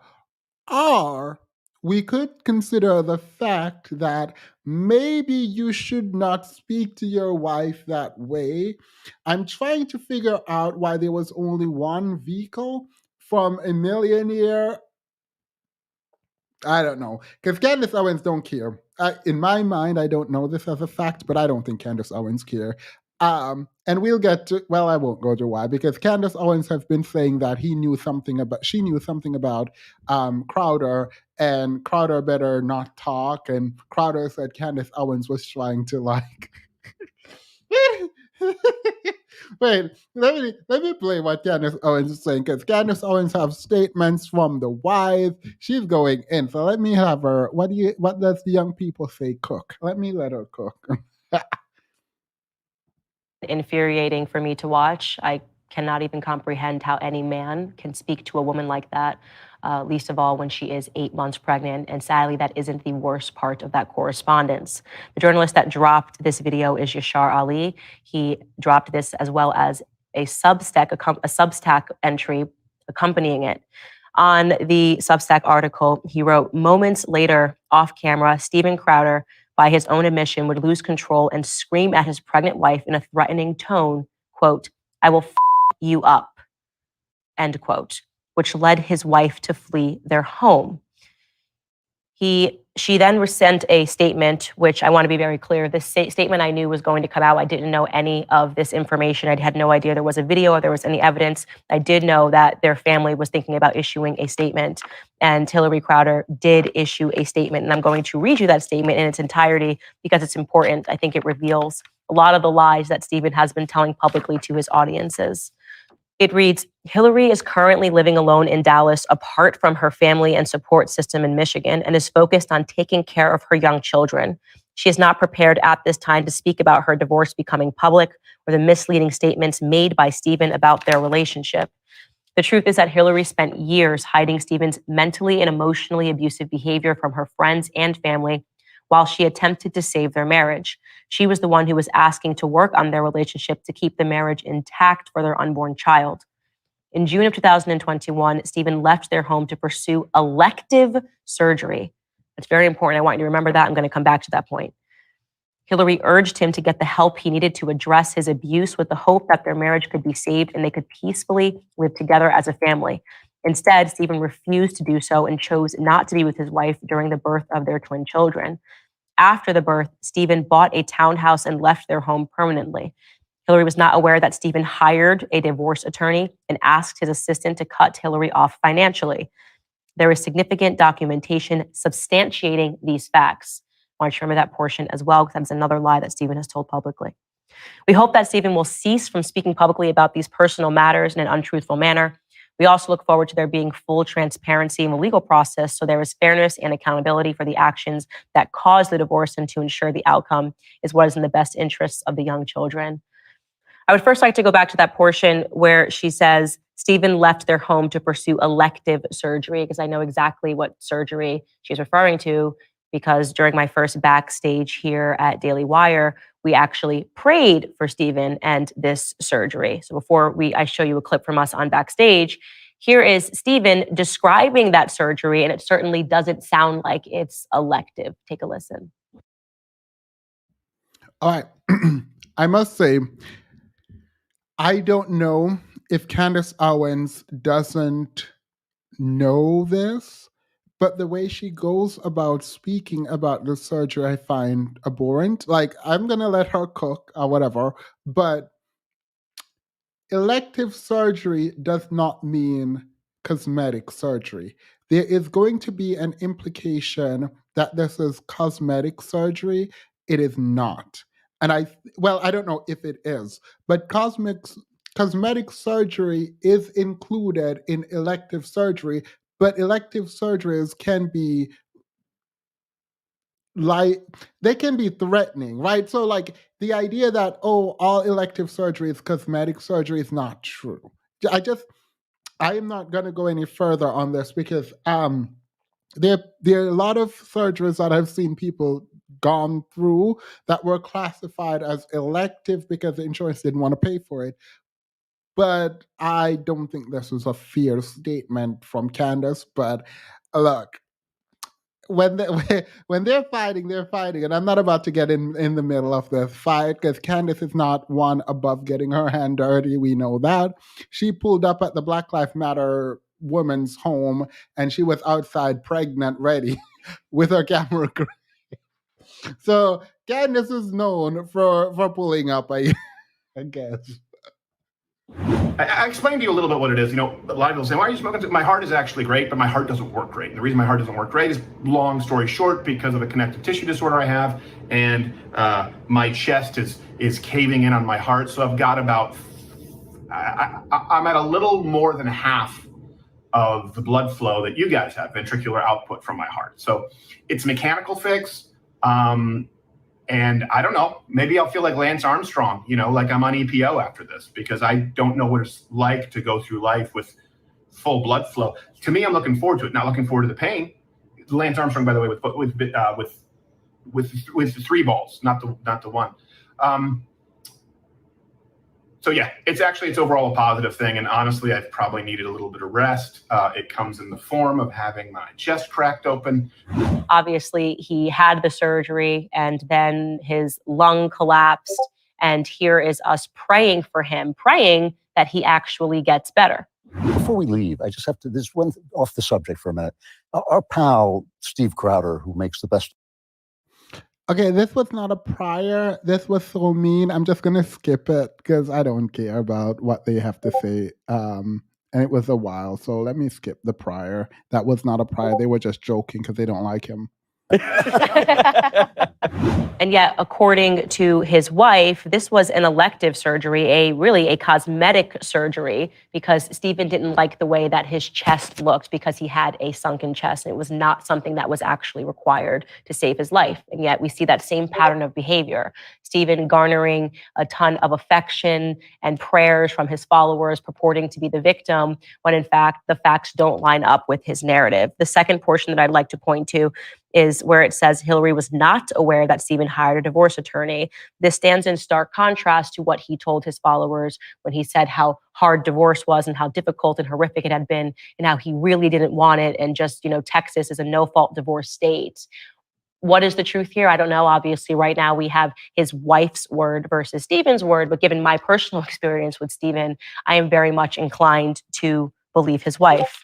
Now, I'd like to get in some other portions of this article, which I think are really important. The writer has a bunch of audio files and text messages that were sent to him that he was able to review. He writes, in audio files and text messages that I reviewed, Stephen Crowder admits to some of his faults, which include a volcanic temper, repeatedly and at times regretfully. But according to sources that I spoke to who are familiar with their relationship, Crowder's admit. Candace implying he got a BBL is priceless. Yes, she done wrong. She knows she done wrong for that. The preference of your preference isn't preferencing well. Wait, the Manosphere got their grubby hands on this, and they started talking about it. And girl, they were. I can't wait to get into it. Wait, I'm going to get there, but I want Candace to Candace. Women should demand the Manosphere fight for them. Period. They should. So he got a BBL and tummy tuck. I feel like that's what Candace will. She did. Don't let her cook. Let's go. It's gonna be nasty. Yeah, I don't know. For me, I wouldn't. I wouldn't use divorce as a weapon in this way. But for people who are like, oh my God, I'm a trad wife, and for people like this, yeah, I understand why Crowder wouldn't want this to have been public. But that's that on that.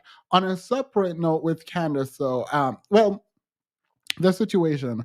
Crowder is now on the internet fighting against no fault divorce. So I figure the next move is to eliminate no fault divorce. I think that's where the men's are going to want to go. I think it was the 1970s, sorry, 70s and 80s. After we saw no fault divorce being implemented in different states, the offing of oneself was reduced for women, and obviously abuse was not recognized as domestic violence that needed any state intervention. And so women were left to suffer. RAPE wasn't considered something that people cared about for a long time in the US. And so part of leveling the playing field in terms of marriage, no fault divorce gave women power that they didn't have to leave the relationship. For a long time, they needed the consent of the man to break up a marriage, right? So if you went to the court because you couldn't find your husband, you couldn't get a divorce because, well, your husband isn't there to agree with you. It was a mess. Become someone worthy of being a wife. For a man who won't even provide a second car. No, exactly. So they will trigger you. They'll talk about, oh, we're not about to get married, knowing that men benefit the most from marriage. We look at Myron's dusty stats earlier, and the truth is, if you dated with it, people tend to date people who are similarly situated. When that happens, when you look to how alimony is allocated, generally there's no allocation of alimony because, again, more than 90% of people, when they divorce, don't pay or receive alimony. Like, I'm not about to do this with these men on Beyonce's internet. All they're doing is lying. Like, all they're doing is lying. But let's get, and not only are they lying, like men are online typing away as if we can't read for ourselves the median income and the wealth in various communities. You don't have any money to pay alimony or wealth. You don't have anything to be sharing half. Like, what are you afraid of, sir? It's the same thing with Johnny Depp. When Johnny Depp was going through what they're going through, they're like, oh my God, this is what women. Where? Show me where you got the money, and I will concede. Show me, because apparently all these men are just high value men walking around rich, and women are just after them for their money. So something is not adding up, and I can do math barely, but I can do math. Missions often came after a sustained period of mental and emotional abuse, and he didn't seem to be able to control his impulses. That, again, is something that I have seen personally. Very bizarre. He would insert me into a divorce announcement and purport that I somehow extorted him. It's very bizarre in the way that he attacked the Daily Wire, and there just seem to be a lot of signs that he is not able to control his emotions.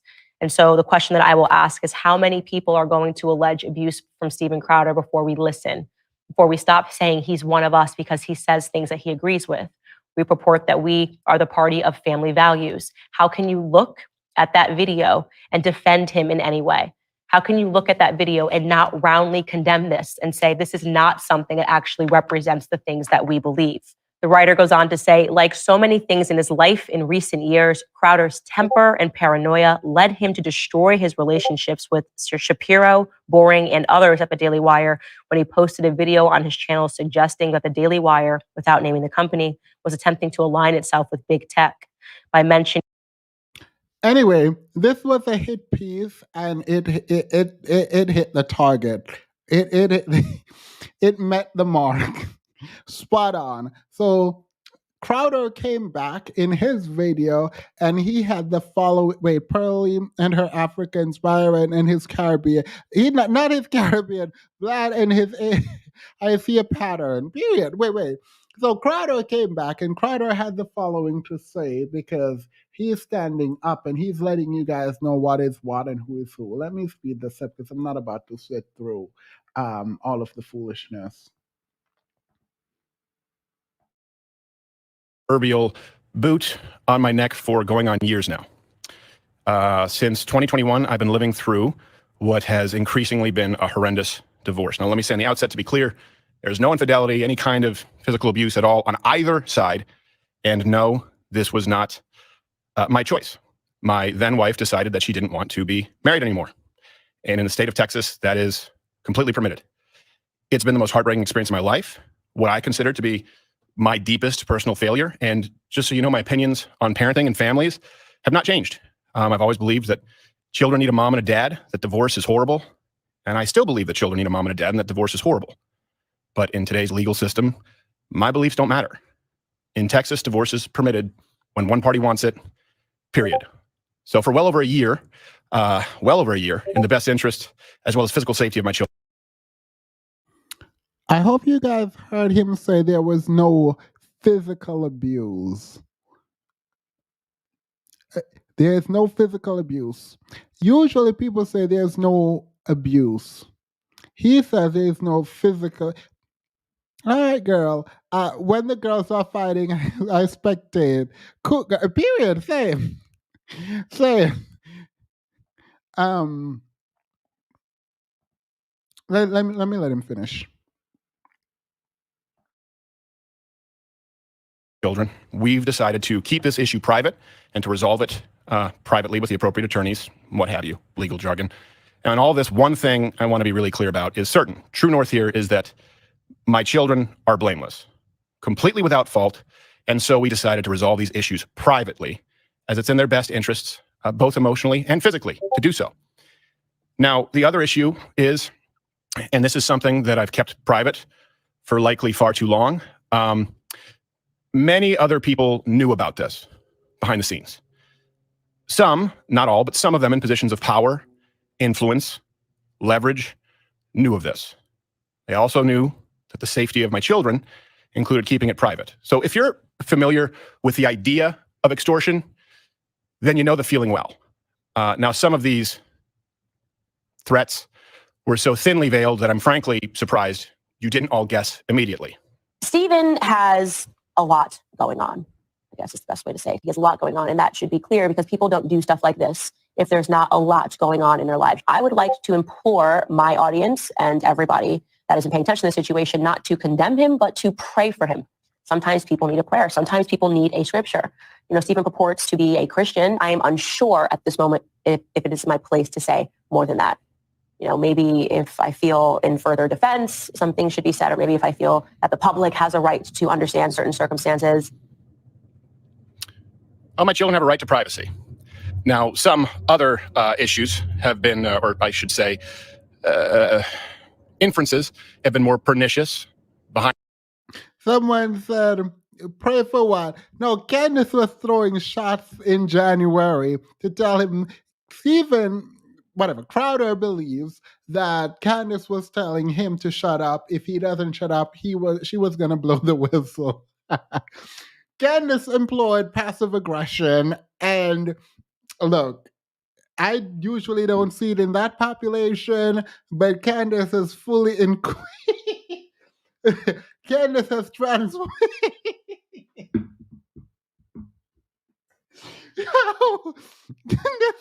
Candace Owens is, oh my God, I can't. Themis, I'm new to your channel. I love it here. I don't catch a lot of your live due to adulting. Oh, work. I'm late to this live, but I'll catch up later.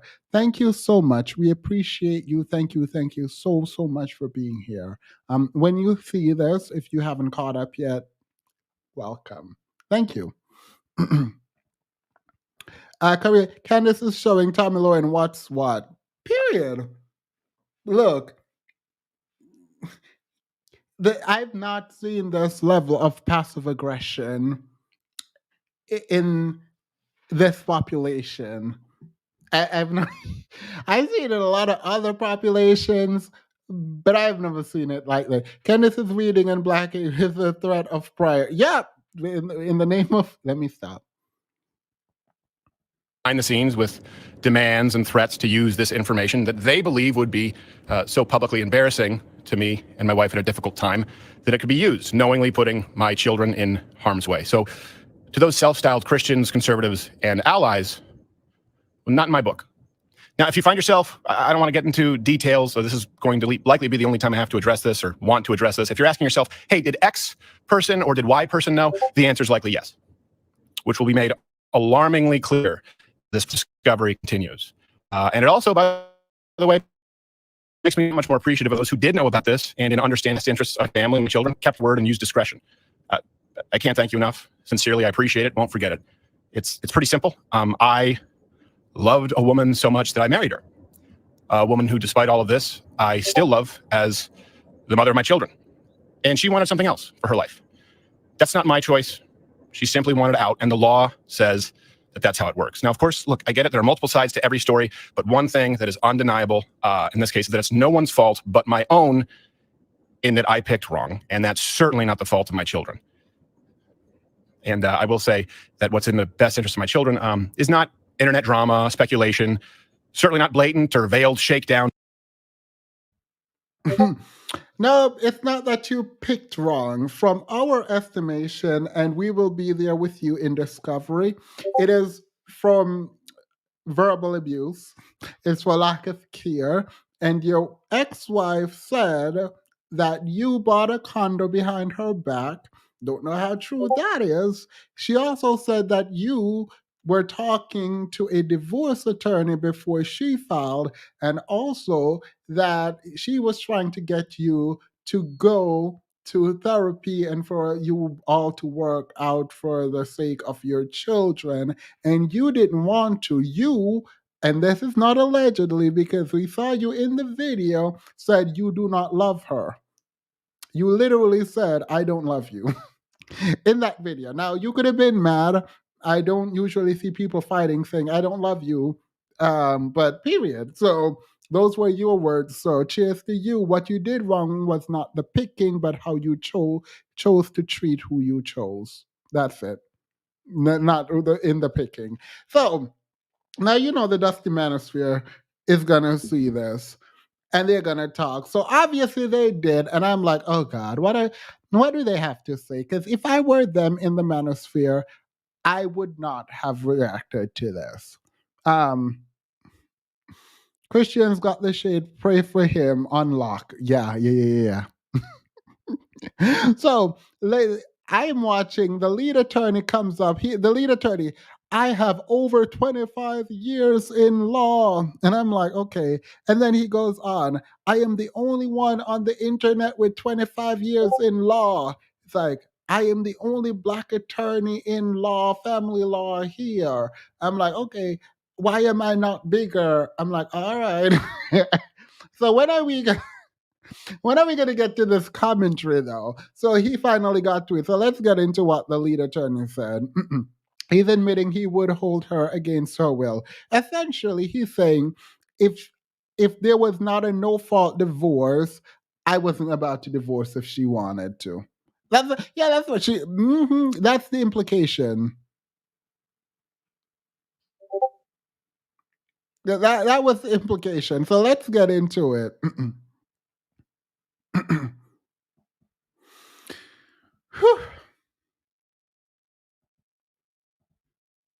He says that his number one, the thing that he did wrong, and let's hear it one more time so we can all understand what the fuck's going on. Own in that I picked wrong, and that's certainly not the fault of my children. We know about the children. He picked wrong. Guys, let me just tell you something. There's no picking right. That's right, I said it. I said it. There's no picking right. And once you guys get that through your skulls, you will not be sitting here hiding behind your children. There's no picking right. What do I mean by that? You guys have a fundamental misunderstanding of what a marriage is. Now, I can't correct that single-handedly with this stream because of what you've been told, what you've seen. So this is not about the lead attorney, and I do mean this like fully. This is not shade. It's not directed at him specifically. But do you all think there is like the gay agenda is in the manosphere? I feel like it's not just like a hatred of women, it's like a hatred of being with women. Like it's a very specific, I hear it in what the lead attorney is about to say. I hear it in like a lot of the conversation. And there's a part of me that's worried insofar as like the gay agenda people tend to talk about is like gay here, gay there, gay everywhere. It's like, no, that's not an agenda. You can see it. What's insidious is when someone is not upfront with like, I am trying to convince you to like be with men. Like I feel like even Kevin Samuels said he would advocate for men to be with men, which again, because that is explicit, I wouldn't say that's like gay agenda. But it feels odd, the very specific disdain. And maybe men don't feel comfortable enough to say, I want to be with another man. And maybe we need to do better as a society. I feel like maybe we need to do better as a society for men to feel okay coming out. And I'm saying this because, like, I don't feel like it's other people, because, like, the way I get people calling me gay and fruitcake on my channel, those are the people in the manosphere. So maybe they actually also hate their draw to their sexuality. Like I don't understand it, because like the people who should probably advocate for more openness with sexuality are the ones dragging you, telling you you're homosexual and hating you for it. That's the vibe I get. By the way, I'm not projecting this onto anyone. It might be wrong. It probably is wrong. It is my kind of observation from a distance. Dan, he said that he didn't love her. Shaking my head. What is wrong with these men? Yeah, but now he's out here talking about, oh, I love my wife, and I wouldn't want Crowder, by the way. I don't want the marriage to end, and she want a divorce. But we just saw you in a video saying you don't love her. Make that make sense. These damn movies and these women, you know, your biology. Most of y'all have a biology where you get attached to women. I have that same biology. I was married for 10 years. I had to divorce that lady. She got on my nerves. But for 10 years, took care of her. She didn't work. The whole nine, guys. The whole, Lee's a simp. No, I'm from the South. We take care of our women. Yeah, Lee, that's why you're a simp. All right. Guys, scientists will show you, like scientists will show you this, right? And you'll be like, well, it's water. But a scientist, you know, if this was 1,000 years ago, you'd just be like, well, this is water. But a scientist will say, well, actually, you know, it's H2O. There's some oxygen in there. There's some hydrogen in there. There's some bonds in there. And you'd be like, no, it's just one thing. This water is just one thing. It's just water. The scientists will say, no, it's made up of, you know, billions of molecules, right? Divorce attorneys can be like that. You know, we can be scientists because we are just around divorces. I've been around divorces my entire adult life. I've been handling these things for you. I have been thinking about these things nonstop for 20 years. So I see things that you guys just don't see. And I've come to the conclusion that there's no picking right. And when you have a thought that, like this man, where you pick wrong, you start to blame yourself. Where really there should be no out, and the law there should be no blame. But that's how it works. Now, of course, look, I get it. There are multiple sides to every story, but one thing that is undeniable in this case is that it's no one's fault but my own, in that I picked wrong. And wait, let's hear about the kids. And that's certainly not the fault of my children. The 2-year-olds. He says, it's my fault because I picked wrong. That was my fault. I picked wrong. Let's do this, guys. Let's do this. I want to play a game with you. Does anybody want to play a game? I'm not about to watch the lead attorney ramble. I'm so sorry. I don't know how y'all do it. Maybe that's how I sound to other people, but I can't. So essentially what he's doing is like, there's no picking right. So we get that. So people should marry. The question I have is, if men should not marry women, right? Which is fine. I'm not telling anyone to get married. Should people have children? Pause. If they should have children, should it be done outside of a marriage? Forget the tax benefits, forget all of that. Why should it be done out of a marriage? And if you believe the stats about marriages and children and all of that, are we willing to just like not have children if we're not getting married? And what happens to the population in your perfect world regarding, I don't know, like humanity continuing? Like, I'm very confused. I'm concerned, but I'm also very confused by this position, right? This is won't say that. He stays telling women to choose better. Right? But the man didn't choose wrong, at least not from what we know. From what we know, he was abusive.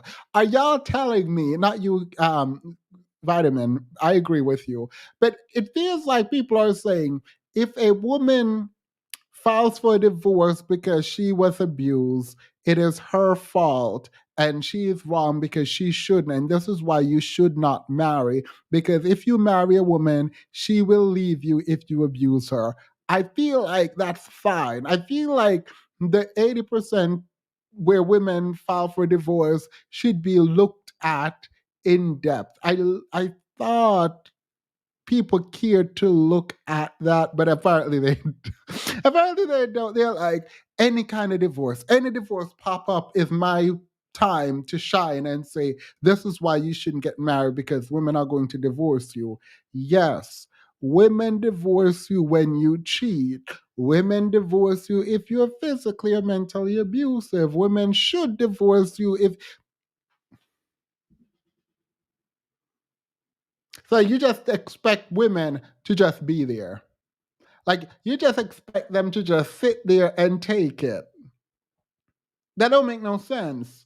Wait, let me find Fresh and Fit, because at least Fresh and Fit was entertaining. The lead attorney is not entertaining to me. I can't sit through it. I'm sorry. I'm just going to skip to the lead attorney. Skip the lead attorney to Fresh and Fit. That their sexual market value is fucking perishable. And it's not until they go on the streets for an extended period of time that they realize, maybe I was stupid and made the wrong decision here and left a guy that was really fucking good. But the reason why women initiate divorce, breakups, etc., on an overwhelming level is because they think the grass is always greener on the other side, regardless of what their real sexual market value is, because we have an entire economy based on lying to women. What have I said on this podcast a million times? When you lie, women buy. When you lie, women buy.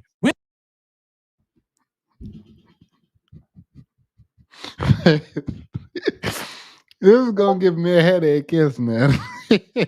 These people just gonna give me a headache. So it's not about the cruelty towards the women. It's not about cheating. It's not about abuse. It's not about violence. It's not about any of that.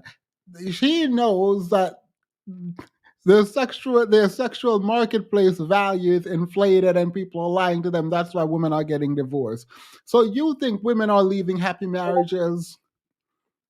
Point me to the woman who is happy in her marriage that's getting a divorce, because I'm not saying you're wrong. I'm just saying I'm confused.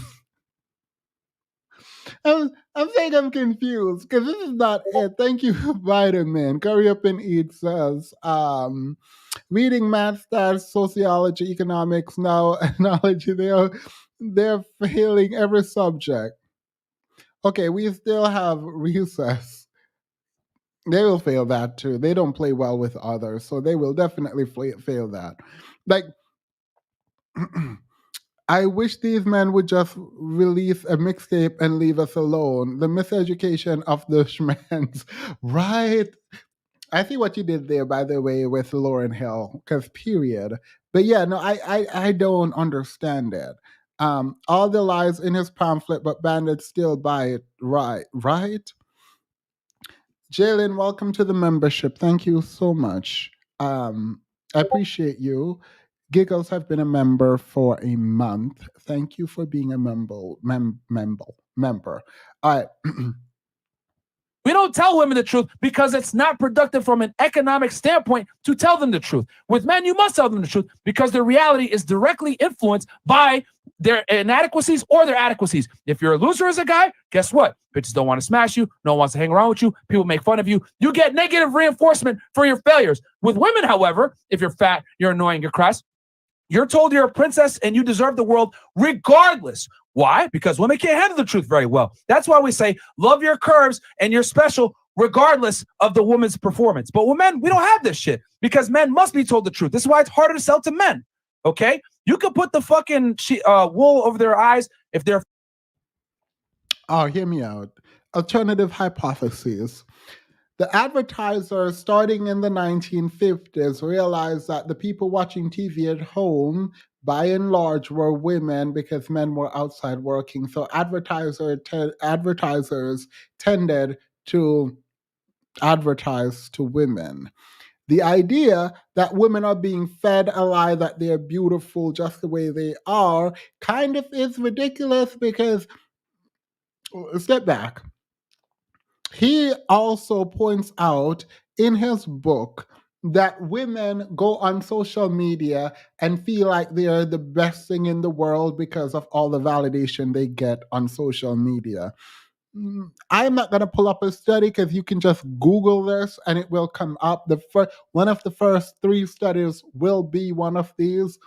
The fact is, women's self-esteem, women in particular, self-esteem take a tremendous decline because of social media. Social media does not increase women's self-esteem. In fact, let me ask you now, have you ever felt terrible about yourself and went on Instagram and then came off Instagram feeling better about yourself? Let me know that. Have you ever looked at Instagram and thought, at least I look good? Generally, people don't look in social media and feel better about themselves. Yes, social media and the media are lying to women, but it's not in the way that you think. It's because we're all filtered to the gods. We take the best parts of our life, amplified times 100, just made up that number, filter it to the gods, add some music behind it, throw some sprinkle on it, and then we put it into the world, and everyone looking at it, knowing we do it to our own pictures, but for some reason, we can't recognize that, no, she does not look like that. You don't have to go starve yourself now to go look like that person. No one goes on social media and come off thinking that they're better. A lot of people go on social media, come off of social media and feel terrible about themselves and their lives.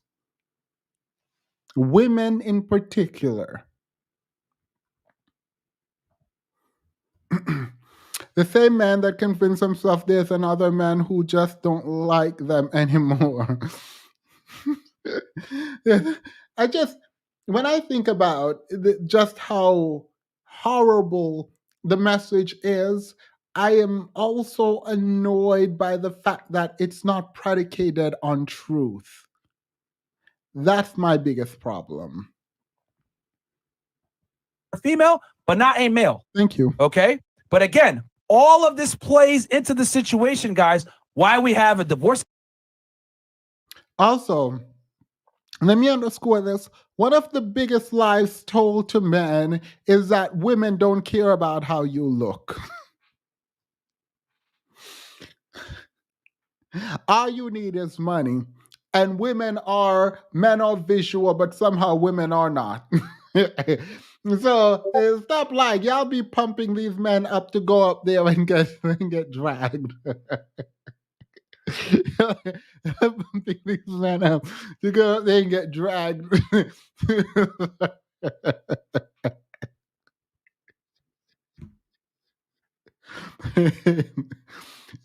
Y'all sit up there like women are emotional, men are logical, but also men look for beauty and women look for resources. It don't sound like you're logical to me. Like, that don't sound logical. Like, if we're thinking about the ability to reason, you go sit yourself up there, your dusty self online talking about, oh my God, women are emotional, they're not logical, men are logical. I'm sitting there like, okay, all right, that's fine. 2 minutes later, women, you care about resources and a man who can protect you. All right, that sounds logical in a dangerous world. Got it, got it.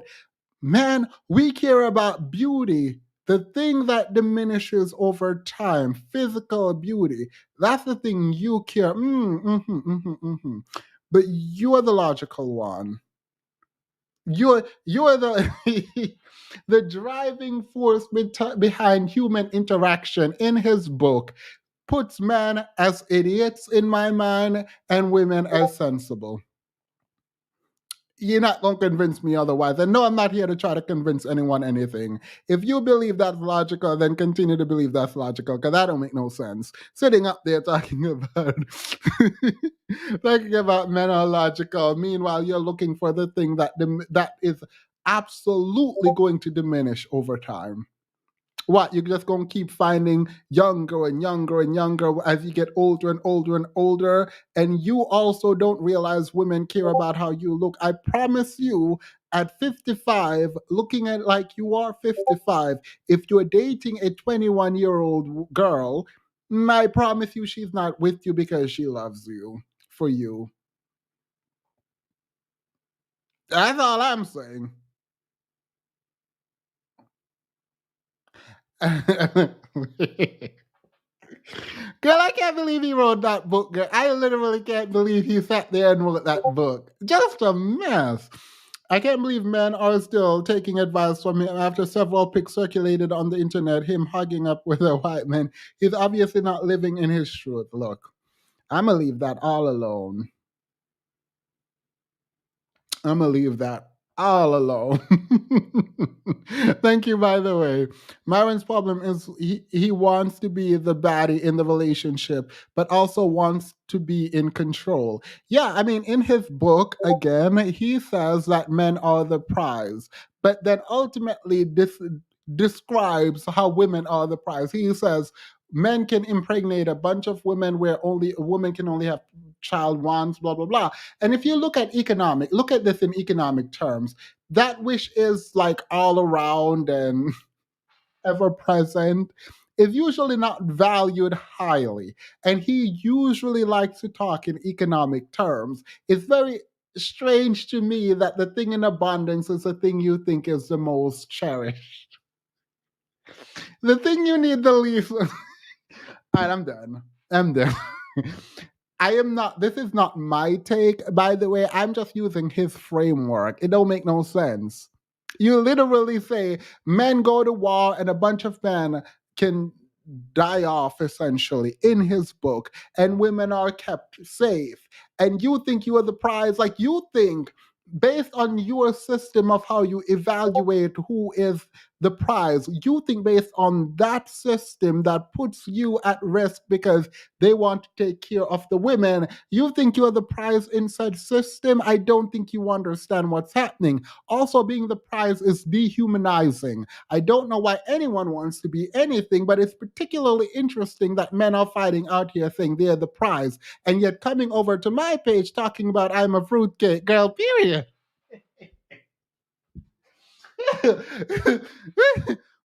Y'all over there running across Beyonce's internet. I am the prize.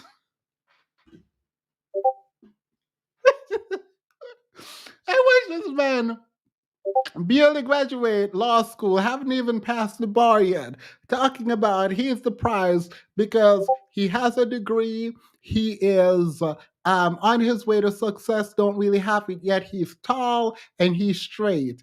And so I'm sitting there saying, wait, you think you're doing the bare minimum. Oh, got it. Because you're comparing yourself to the rest of the men in your group. You even pointing out this is highlighting how weak and nothing of.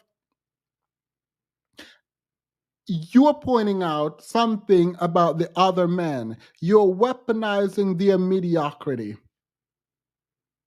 That's what you're doing. You're weaponizing the fact that the other men in your group aren't doing anything, but yet you want us to believe that they are. On one hand, you're talking about high value men are hard to come by, so you need to like work to earn them. Why? Why are they hard to come by? Talk more generally now about the rest of the men. Should they be getting these kinds of access? No. These are not my opinion. I am stepping into their framework. It doesn't work for them. It doesn't work for most men, and it is just what it is. Monogamy is not here because women need it. It's here because most men would not get access to women if it weren't the case. I promise you that.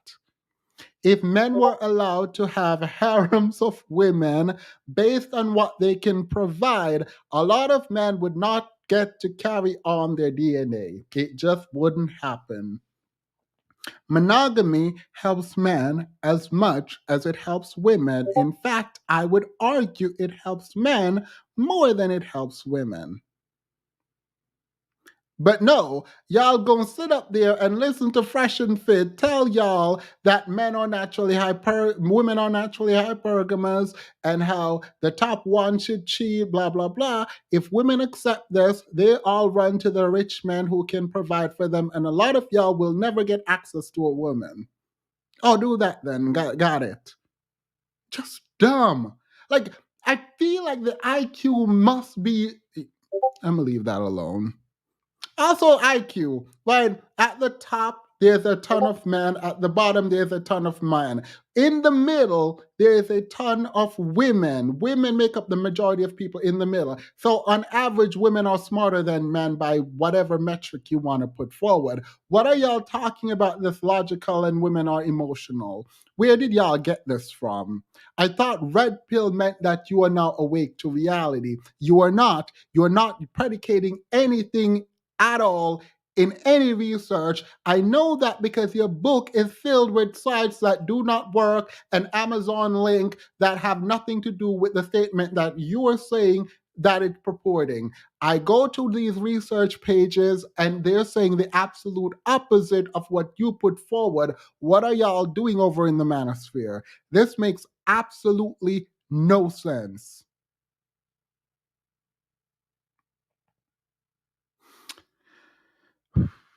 Myron problem is he wants to be the baddie. Yeah. Oh, that's the comment that set me off. Thank you.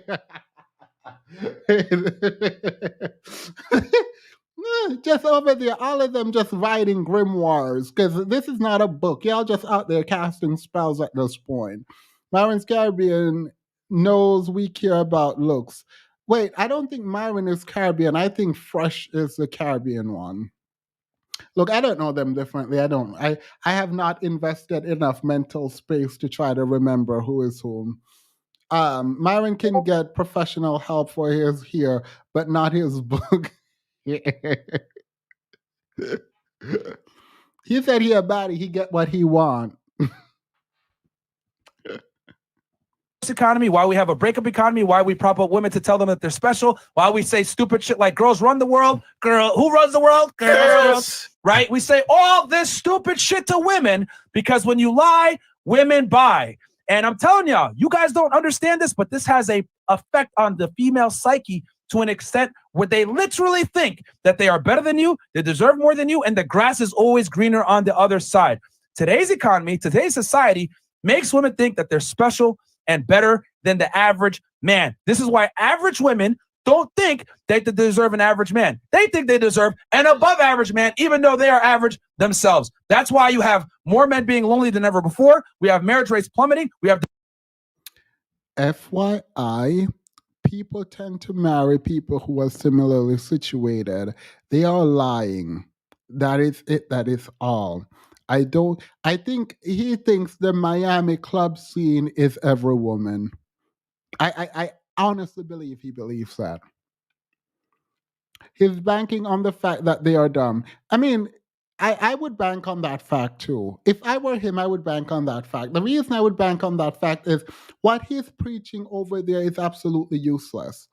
He is helping to create the environment that he's arguing against. When you say women don't contribute enough in terms of work hour and salary to the economy, and men have to pick it up first, you are not the men who are picking it up. Let's be clear, the citation you provide said you were also on food stamp more than white women. So that out of the way, you're arguing that they don't contribute a lot. But if they didn't go to work, which is what you think their place is in the old contract, and you're going to say, oh, I'm being descriptive, I'm not being prescriptive, you are, because you are literally telling men what to do. Neither here nor there. If they were to stay at home, they would contribute even less in terms of measurable salary outcomes. Like, I don't know what you're talking about. Divorce rates skyrocketing. We have more guys reporting less sex than ever before. But meanwhile, women are not reporting any of these issues. Why? Because they're hooking up and getting with the top tier guys thanks to the globalized sexual marketplace in Tinder, Instagram. Are the average women getting with top tier men? Where are they doing that? They're also talking about like the average woman get flown across the world to meet men. And I'm sitting here like, where? When they were pressed on it, they were like talking about, oh, I think 25% of women get flown out. I'm like, again, where? They'll just be making, you know what, let me stop. I need to actually, I'm done. Let me drop the link so you guys can come up and talk. Here's why. I need a better framework to approach cultural conversation outside of the manosphere. It's the best way to do it because it's a good look into the psyche of people. But as I'm watching it, I'm not upset at the people speaking because they're annoying, they're wrong, they're trying to make their money, all of that foolishness. Yeah, fine. It's the people listening to it and hearing like very direct contradictions and being okay with it, hearing stats and an explanation of the world that doesn't make sense and is not predicated in anything, and accepting it because, oh my God, I'm sad. Yet also saying, oh, I'm red pilled. No, you're not red pilled. You're not awake. You're not aware of what is going on. You're just here, just talking to talk. Like, you're crying because some girl done broke your heart. I said that perfectly. Some girl done broke your heart. Someone just broke your heart and you are mad and you want them to pay for it. And you know what? Nobody's going to pay. You're going to just sink deeper and deeper into whatever maladaption you need to sink into, and people are going to stay away from you because it's disgusting at this point. Myron wants someone to be lonely and destitute just like him. Why would he enlighten his followers? It is my belief that the manosphere began on like with good intention, but these men very quickly learn that other men did not care to hear any of this stuff and did not want to improve. So they decide, let me just get this bag. Run up a bag. I think you can ask men from a different state dating is trash, so they know they are lying. But yeah, not only are they lying, it's like they'll admit that men are online to sleep with women and women can sleep. Here's how they frame it.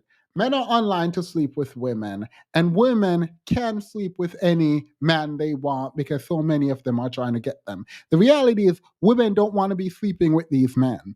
They want a relationship. So your goal is not their goal, so you cannot judge them based on your standard. We are at work, school, flying, we are on Spirit. And you know it's going to be in Spirit too.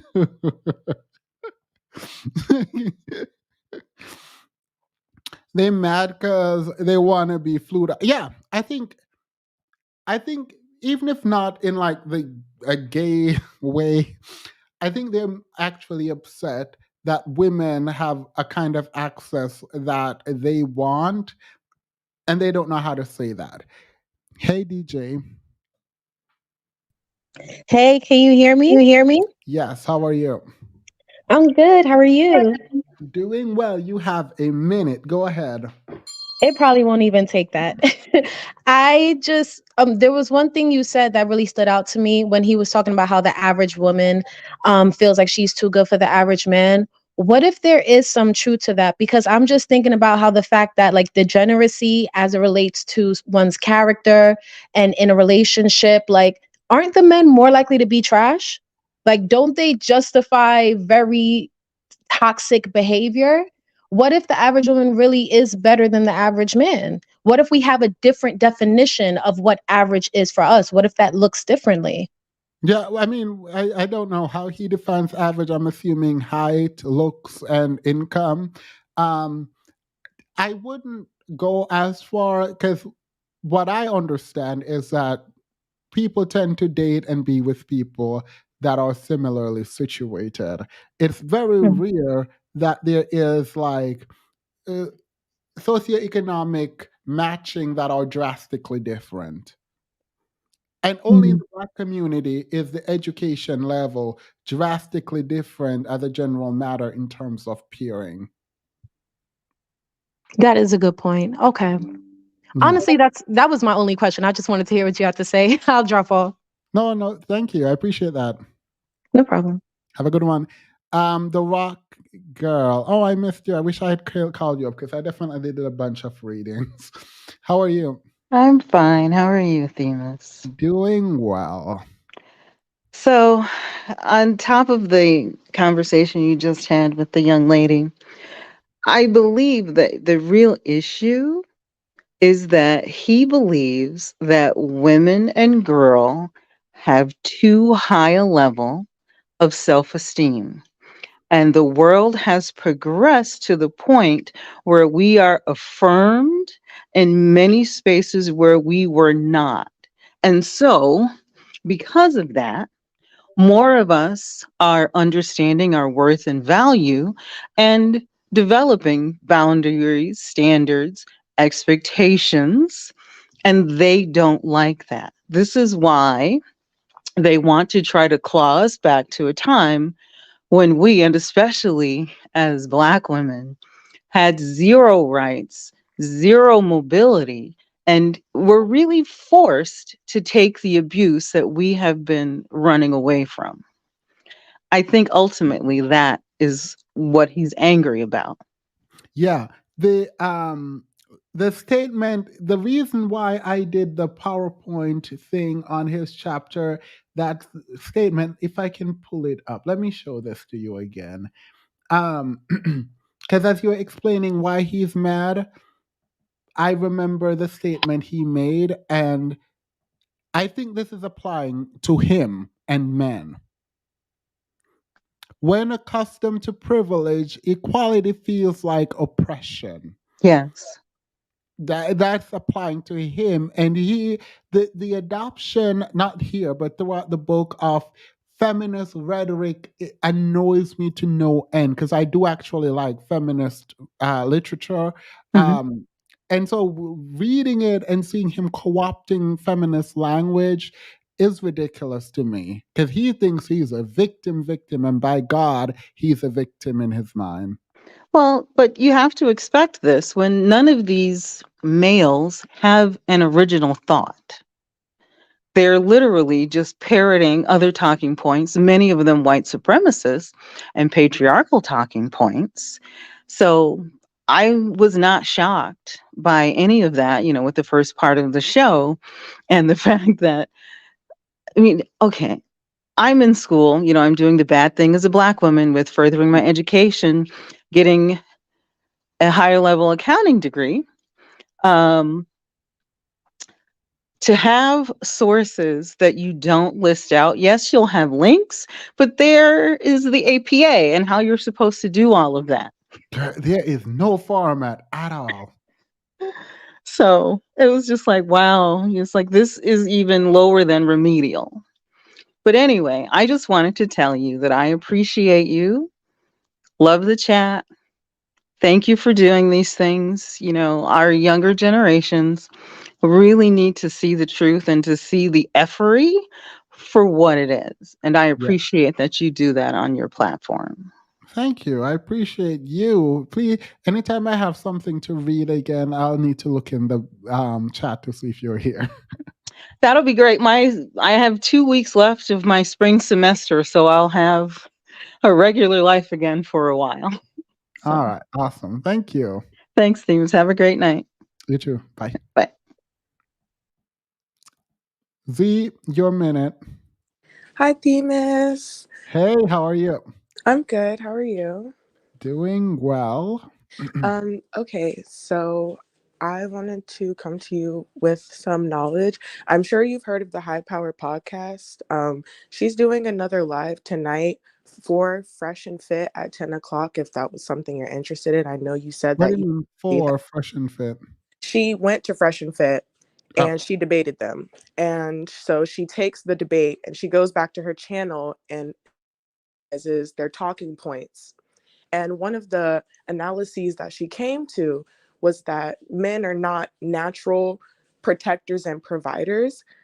And so what's happening is they're being demoralized. So we're in a society now where people are not Christian, people are not getting education. And so they're slowly reverting back to their true nature, which is wanting to procreate and not wanting to be responsible for the consequences of their actions, be responsible for kids, because all of these laws that we have in place are actually moralization laws for men. So marriage was created because men were having children with women and not being responsible for those children. Laws were created because men were committing crimes and they just, they needed consequences for their actions. But that's her take on it. And I just wanted to bring that to everyone's attention and, shout her podcast out because it's really changed my life and changed my perspective on men and women and how I maneuver through the world and how I see things for what they're truly saying. Yeah. I need to fit with why laws were created for a bit. It is to control human behavior, though, so I do know that. Thank you. I appreciate that.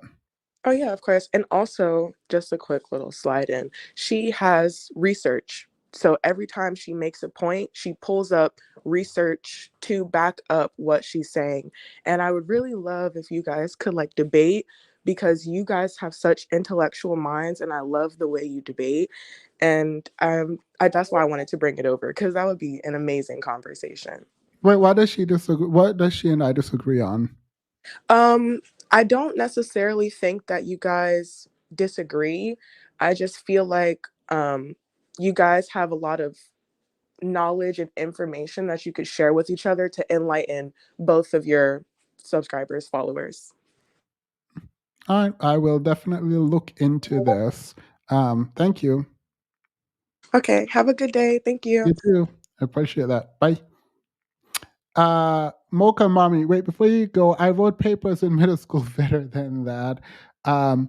Sushi, welcome to the membership. I appreciate that. And the last one, sorry, Mocha Mommy, the last one before you go. In the book, Harry had no money, 2 wives and kids, yet his third wife still married him. But women have, and I quote, lofty, if not impossible standards. I cannot believe that I literally ignored that. There was so much misinformation, but this right here, I completely ignored. Yeah. So he married first, they took his money, married second, they took his money and his children. So he had 2 divorces under his belt, a bunch of children, and no money, he said. And he had a third wife, but somehow the third wife is the problem and the women's standards are too high. Yeah, thank you. Hey, Mocha Mommy.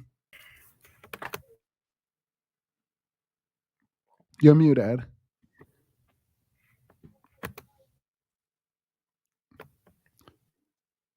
Oh.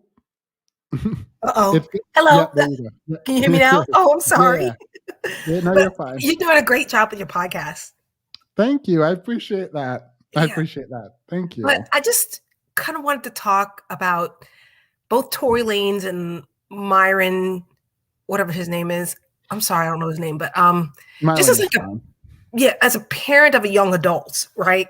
Having a daughter who's now old enough in this state to purchase a firearm and talking to her about what happens with that firearm, the legal implications of that firearm. Just, I don't know, like, and that is what makes me wonder, like, is his legal team helping him?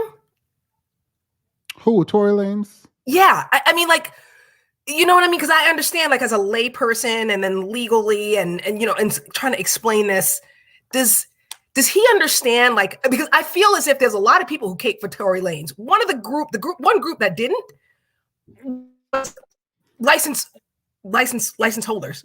Because we knew, like, hold on, we understood, like, okay, if you have a weapon licensed to you and someone gets hurt, there still is a criminal liability or a legal responsibility you have, whether or not you see what I'm saying? Like, does he understand that? Like, as a licensed carrier? No, he don't. All he understands from my perspective is that he thinks everything that he does is okay and that what he did wasn't so bad. Because all his argument, and still he hasn't, like, is he going to say no one shot Megan? That's what I want to know. Because for me, oh, that was Prince Petty that did that. For me, it's very odd that you and Kelsey have engaged in this conversation, and we're just sitting here thinking, the way you talk to Kelsey seemed to suggest you know she didn't do it. It had to be one of you. So, like, even if the gun was just fired and you were so at fault because you were the owner, which I agree with you, you did it. There's still some legal responsibility you bear, which is why if it's ever stolen, you have to report it right away. Like, you know what I mean? There's things like you have to let someone who is thinking or contemplating being a licensed carrier. You know what I mean? Like, a lot of people came for him, but licensed carriers were not one of the people who came to his defense. Like, because I feel like we know, right? I mean, I have no idea what your relationship with the Second Amendment is, but I just kind of almost feel like we know, right? I think we do know, but I think on a lesser level, he could say, like, the liability, if you are legally allowed to have the gun where you did, and someone were supposed to take it from you, then liability would be different in that case, as opposed to like an accidental shooting, right? So I mean, it would be more complicated if it was just like the gun went off, right? And just even too, as a licensed carrier, right? How many times have you had an accidental discharge of 5 rounds? Like, that just sounds like, even that's hard to, like, fathom. Like, that also do change from state to state, which, like, some states you cannot, and counties actually, where you cannot have a loaded gun, where you can have the gun but it cannot be loaded, and you also can have the ammunition and the gun separately. So it depends. It would depend. They were in California, right? Right, but I'm just thinking, like an accidental discharge of 5 rounds. I have a hard time believing that was an accident. Like, you know what I mean? Like, what? Like, that just don't even sound right. It doesn't sound right. Yeah, no, I am with you fully, like, completely. But it was an accident. And I just, but that would require you as a licensed carrier to cooperate on some level, even if it was an accident. Like, you see what I'm saying? Yeah, that would require a level. Was he even legally allowed to own a gun? I think he was licensed in another state, and that's a whole nother implication. Like, what happens when you're, because Texas is extremely liberal, right? Oklahoma is extremely liberal. Louisiana is extremely liberal. Now, when you go into Arizona, you have other issues. Yeah. You know what I'm saying? Like if you go to California, and there are things that you're in trouble for in Texas. In Texas, it's pretty much fair game. You can buy them at Walmart. Like, you know what I mean? Like it's if I know there are implications for accidental discharges, for having a licensed firearm that I don't have in my control, I know that I still have a certain level of legal cooperation that I need to do. And I'm trying to explain this to my daughter who's legally able to have a firearm and who says that she feels that she wants to carry. And I'm saying, think about it. You know what I'm saying? Like how, I don't know. I just feel like even with Texas and as crazy open as our gun laws are, I'm not sure if I can say that. As crazy open as our laws are in relations to the Second Amendment. Even we know that there are some. I don't know. I'm having a hard time wrapping my brain around it. Like how he feels that somehow he's not responsible on any level for what happened. Do you understand? Yeah. Well, I mean, one could make the argument that if he wasn't the one who shot it, he was too little to try to. Sorry.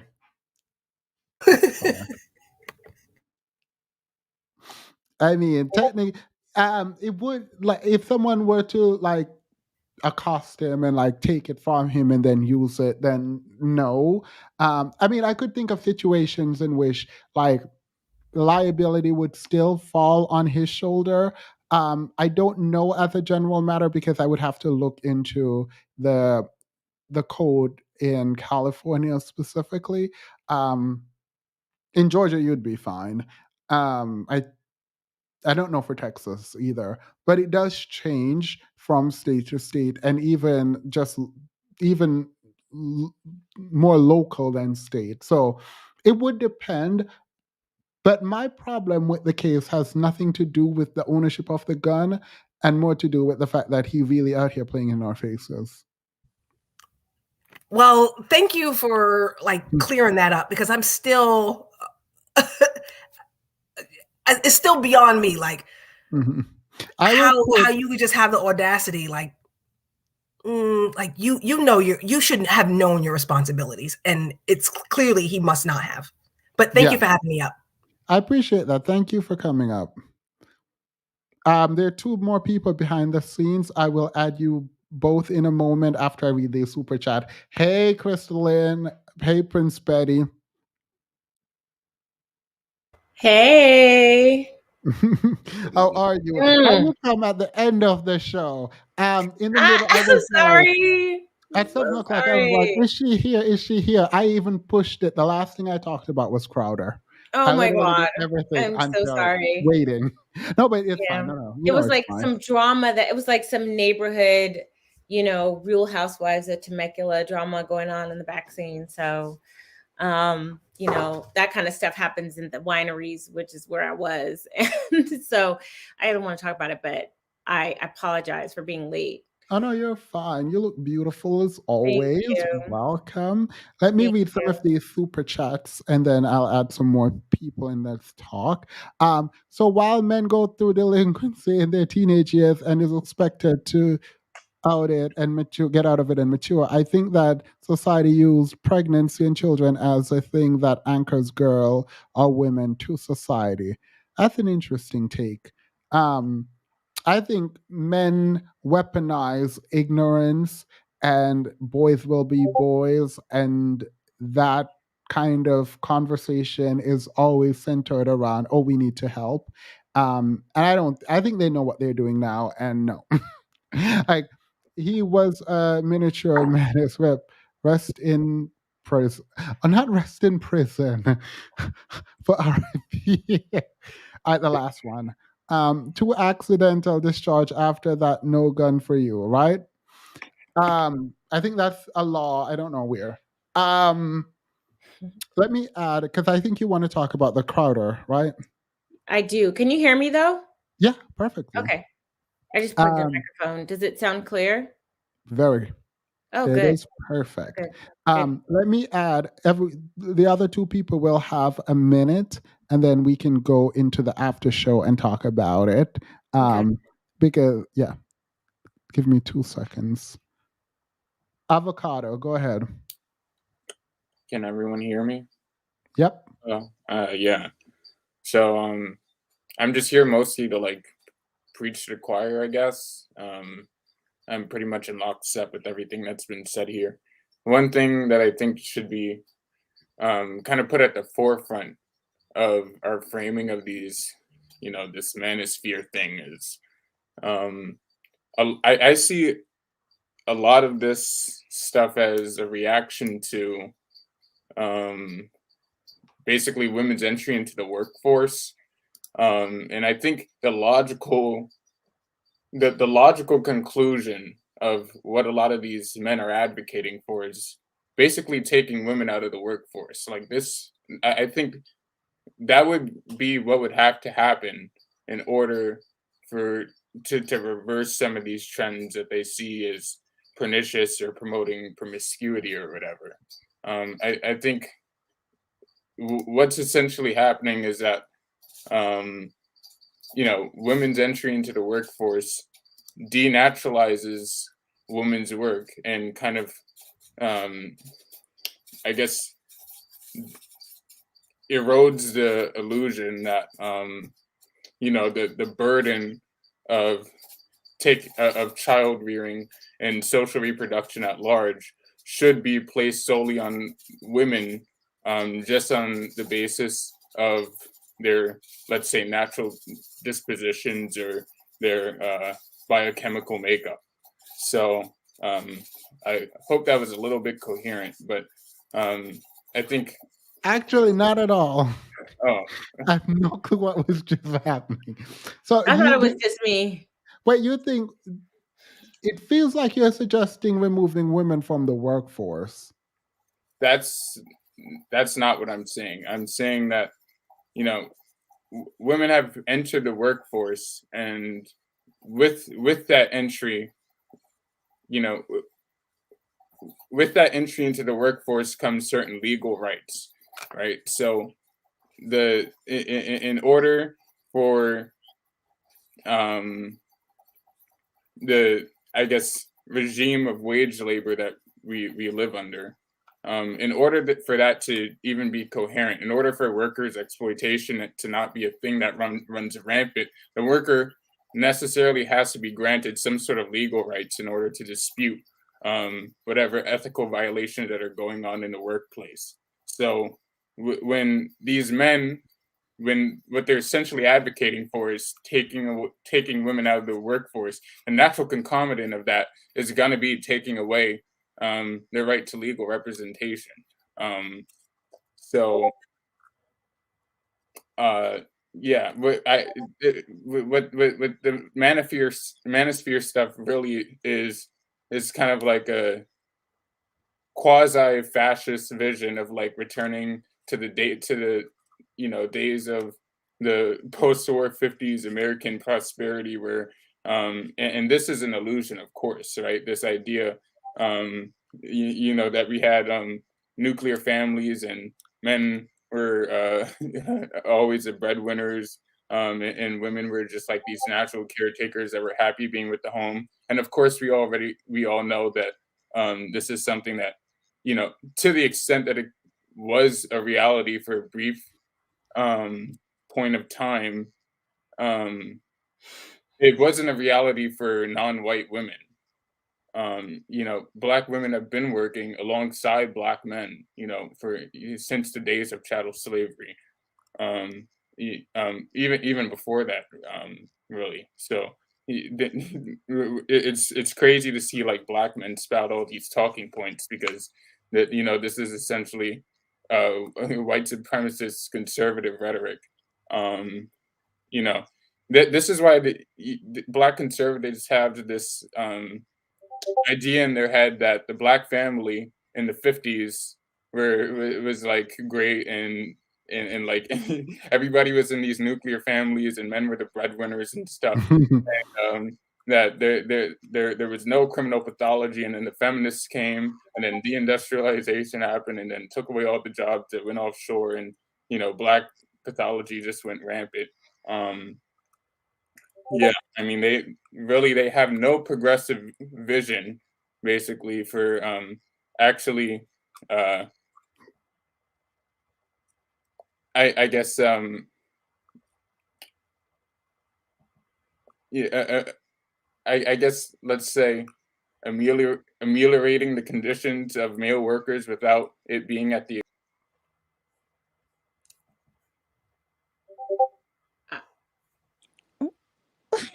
Oh.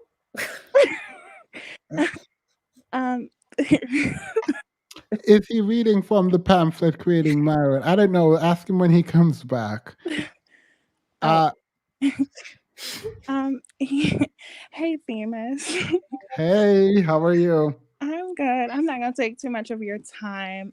Just want to say I appreciate you for dismantling, Myron's talking points. You do it with surgical precision. Thank you. I appreciate that. That was a lot of work, so I appreciate that. And I'm mostly a cloud watcher, but I really appreciate your content, and you especially inspire me to keep pursuing my degree in basket weaving. So, but yeah, keep up what you're doing, and thank you. That's all I have to say. Thank you. I appreciate that. Thank you so much. No problem. Thanks. Have a good one. You too. All right, we're going into the after show, and then we'll talk. Give me 2 seconds.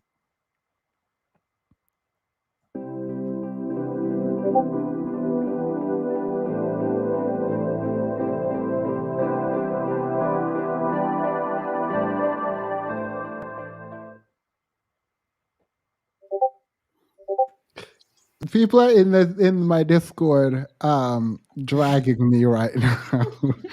I'll call y'all in a minute because when I get off the live, I'll call y'all and I'll explain. I'm so sorry if y'all are mad. All right. So Hi, what is famous. up? Everyone can talk all at once and not at all. I'm sorry I missed the main show, but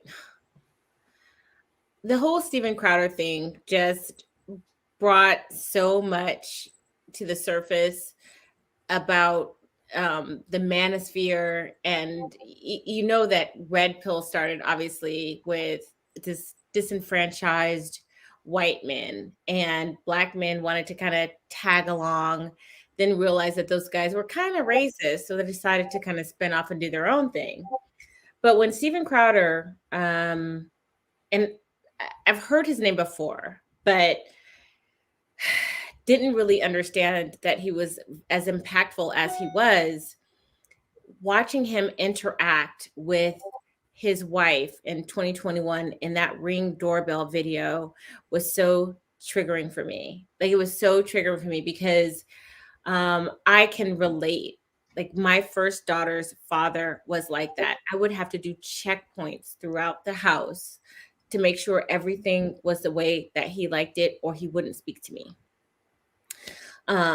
He would tell me, what finally made me leave was I had worked 16-hour day after, being schooled full time, having 2 jobs, on Wilkin welfare, doing everything.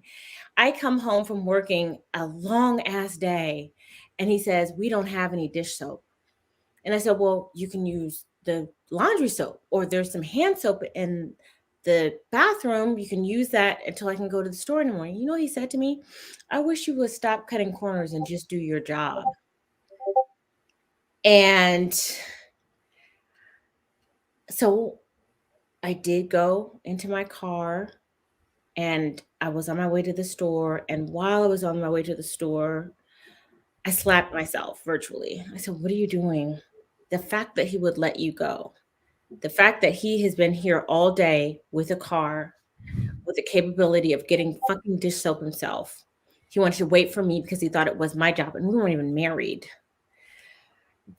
And people think that because that person isn't hitting you, isn't like doing anything that's so obviously harmful, that it's not really that bad. But it is bad. It is horrendous. The amount of emotional abuse that these men have, these weak ass men that they're just disgusting to me. And they're the same ones who are uplifting family values, conservative values in the Republican movements.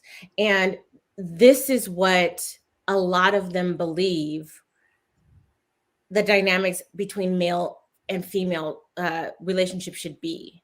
The fact that Steven Crowder said that I didn't want the divorce, even though we found out that's a damn lie. Did you guys go over that? Yeah. Found out that was a lie. And he said, unfortunately, in the state of Texas, they allow for the woman to divorce, no fault. And I just thought to myself, thank God for feminism.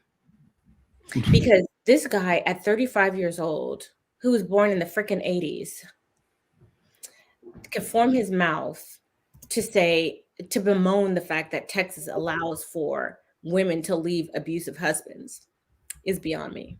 Yeah. The way that he spoke to her, the way he said, you don't love me because you're not doing what I tell you to do. This is all very reminiscent to like incel rhetoric. Yeah. Is it not? You know, they have this idea, it's very binary. It is black and white. You know, you're this or you're that, you do this or you don't, or if you don't do that, this your punishment, this is your role. There's no shades of gray. Like these people are not able to navigate in the gray areas at all. And their insecurities are so much so that, so you look at Steven Crowder, who's, as far as I understand, is making millions of dollars and they've got one car. Why do you think that man only had one car? I thought it was about control. Of course it's about control. She needs to go to the store to get groceries. He says no, he needs to go to the gym. He needs to go visit his parents. He needs to go visit his friends. Don't you see how inconvenient it is for me that you need to take my car to get groceries? Like this is all like very, like the insidious nature of emotional abuse that I went through, and I totally understand it. And it is really, really hard to explain it to people because they think abuse is hitting somebody upside their head. And it's not what we saw in that video. But that is the kind of thing that will cause you to just literally lose your mind and make you feel like you are bad. Like they can do something to you. You can say, I have this issue. You did something wrong that I feel you did to me. And then at the end of the conversation, you're the one apologizing to them. That's the kind of person I think that this man is, because I was with a man like that. And it's so disgusting that this is what many men in the manosphere want to return to. Yeah, because it's power and control, and it sucks. What's sad, because like I don't see people with power just willfully giving it up. James C said they're having an argument like normal people. That's not a normal argument. No, it's not. And so my issue is like, on one hand, these men are trying to get women to do all this, and then on the other, women are like, oh my God, I want to submit and be feminine for you. And it's like, all right, girl.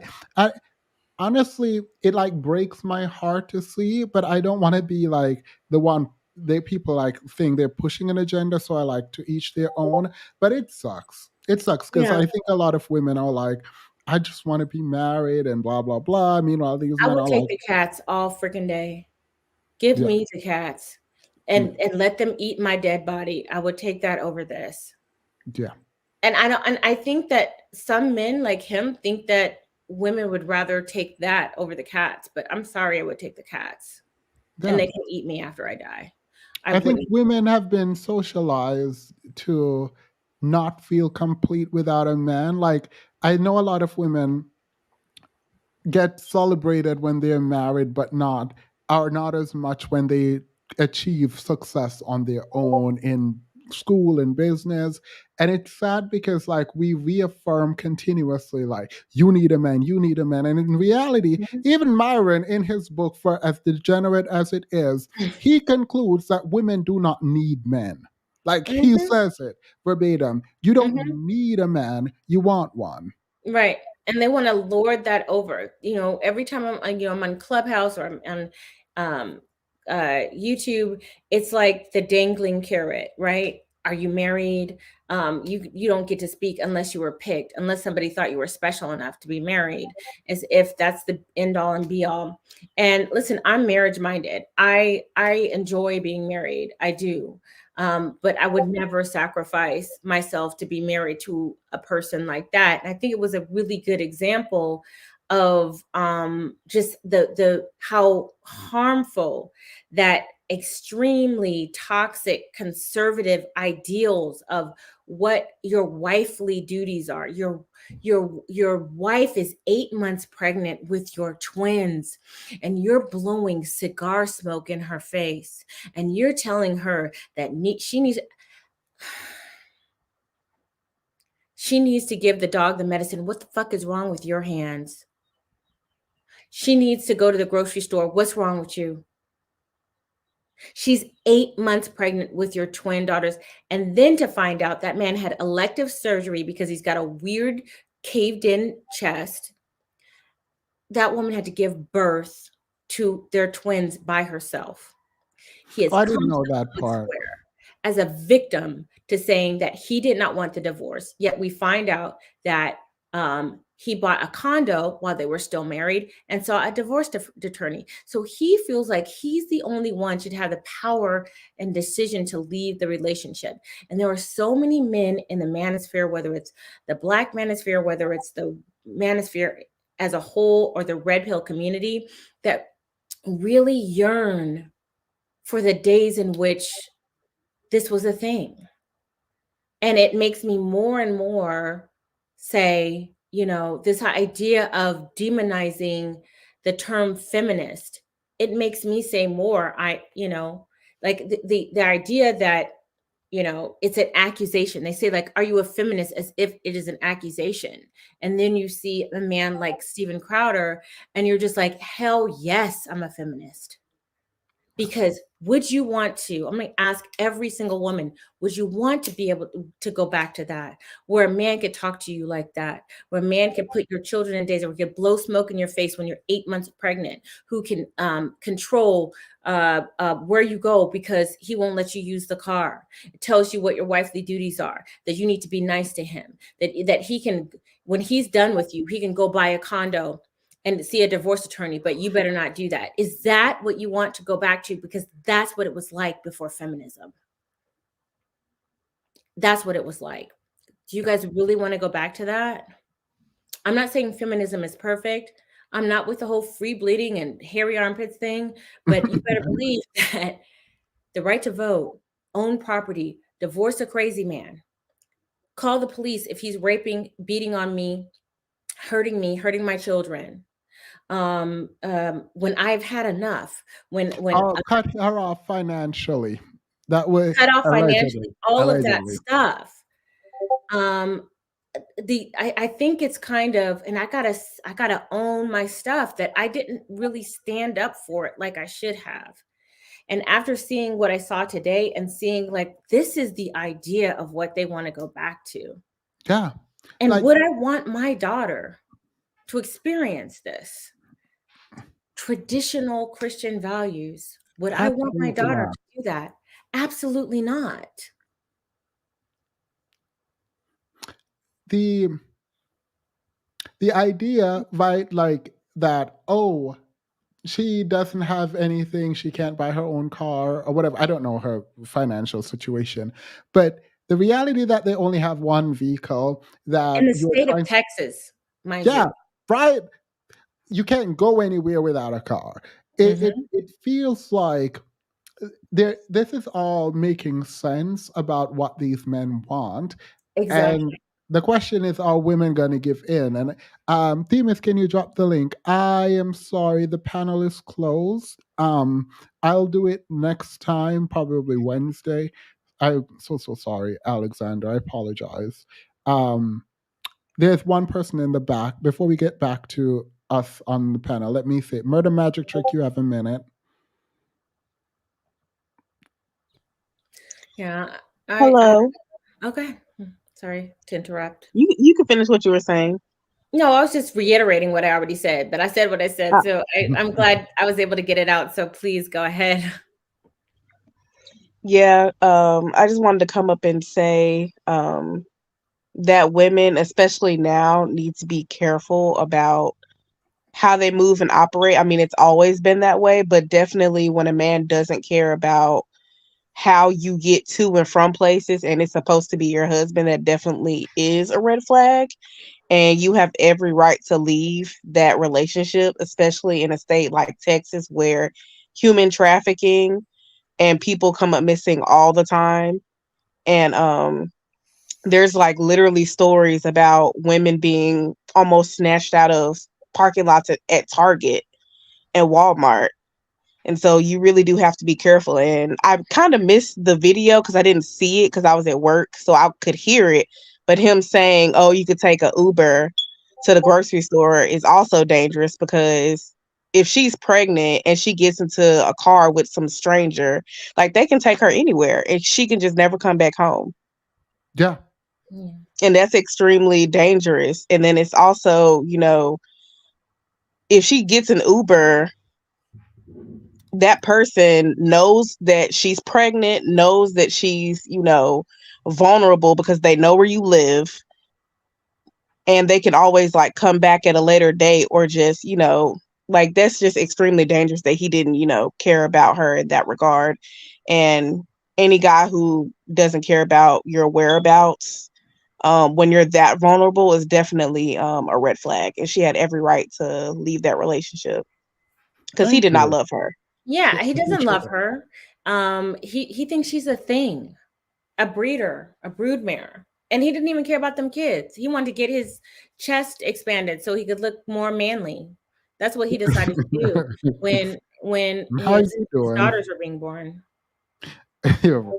Is anyone else upset the Fugees can't reunite? I didn't realize we eligible for double agent status.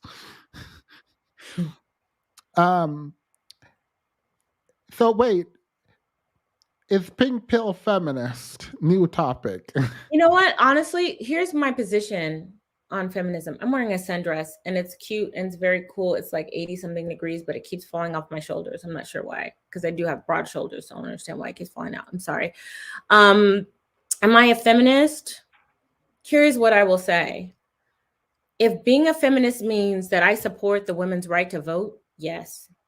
If being a feminist means that I support a woman being able to leave an abusive situation, whether the man is her husband or not, yes. If I believe that beating a woman is wrong and you should be punished for it, if that's feminism, yes. If I believe that women should be paid equal work for equal pay, then you damn right, I'm a feminist. If I believe that if you are in a marriage that is destructive and emotionally abusive, makes me a feminist, hell yeah, I am. I think that the shaming tactics of particularly the manosphere, and because they have the most exposure with the Black manosphere, the shaming tactics of, making women afraid to say that they are feminist. I wonder if these women who were saying that they are not feminist, how they would feel if all of those privileges would have been taken away from them. Yeah. It's easy to say you're not something when you enjoy the benefits of somebody who put their blood, sweat, and tears so you could have the luxury to say you don't want to be a part of it. Period. I have nothing more to add. Technically, blowing smoke is physical abuse. Let me read these. Before avocado, I apologize earlier. You were saying, are you nervous? You're muted. Also, can we consider mental abuse of a pregnant woman physical Absolutely. abuse? Yeah. Absolutely. And it's abuse of those children too, because the stress that the mother feels goes directly to those children. Yeah. Go back to the days when women were slow poisoning men, maybe. Okay, like that's what would happen. Because if you mean to tell me that I can't leave this man, okay, can I tell a No, story real wait. quick? It's actually not as you would think that's what women were doing. Some were, but the women offing themselves decreased with no fault divorce. So with every state that it went, wives were no longer offing themselves but are able to leave. So they were choosing to not live as opposed to being in a relationship with Right. some of these people. And let me tell you, I would be one of them.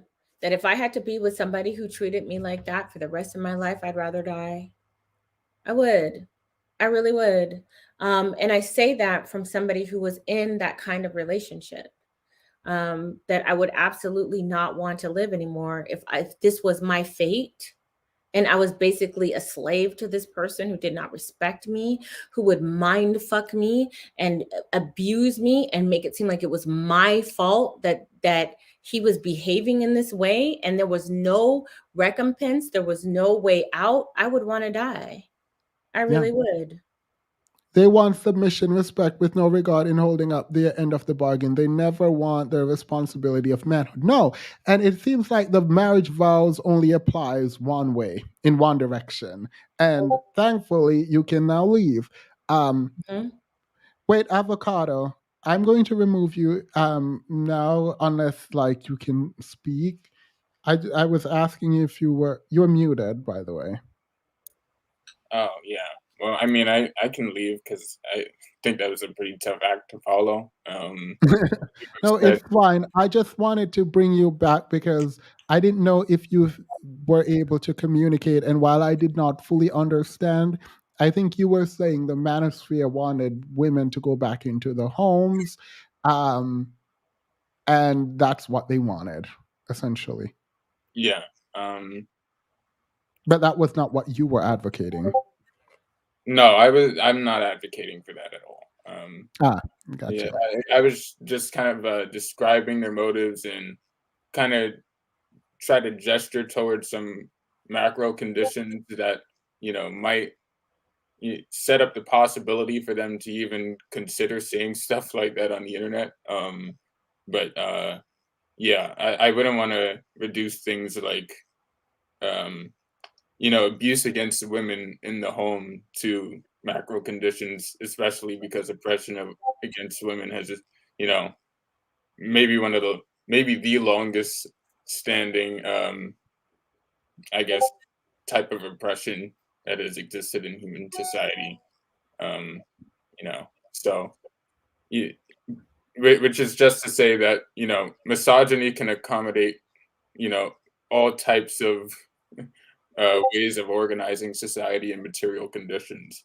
So yeah, I should be careful there when trying to ascribe macro conditions to certain things. But yeah, that was my kind of shitty attempt at doing that. All right, I appreciate you. I appreciate you coming back. My Discord dragged me a moment ago, but when you left, they were saying that I needed to bring you back and make sure you were able to explain yourself because not everyone is very good at like just being able to talk. So I listened. I bent the knee. I had to bend the knee. So I appreciate you coming back. Thank you. Thanks for listening. Have a good one. I have a story. This is horrendous. Okay, and it's Is it going to incriminate you? So, is it going to incriminate you? So, the man who I'm with was telling me a story of a woman that he knew that was R-worded by her father. He was a strong Catholic, big in the church. He was the sole provider. And the wife found out about it, but couldn't do anything because there was no safety net. There was nothing at the time that would have given them any type of justice without spiraling them into poverty. And so she stayed. And if it were me and I was in that situation and you did that to one of my babies,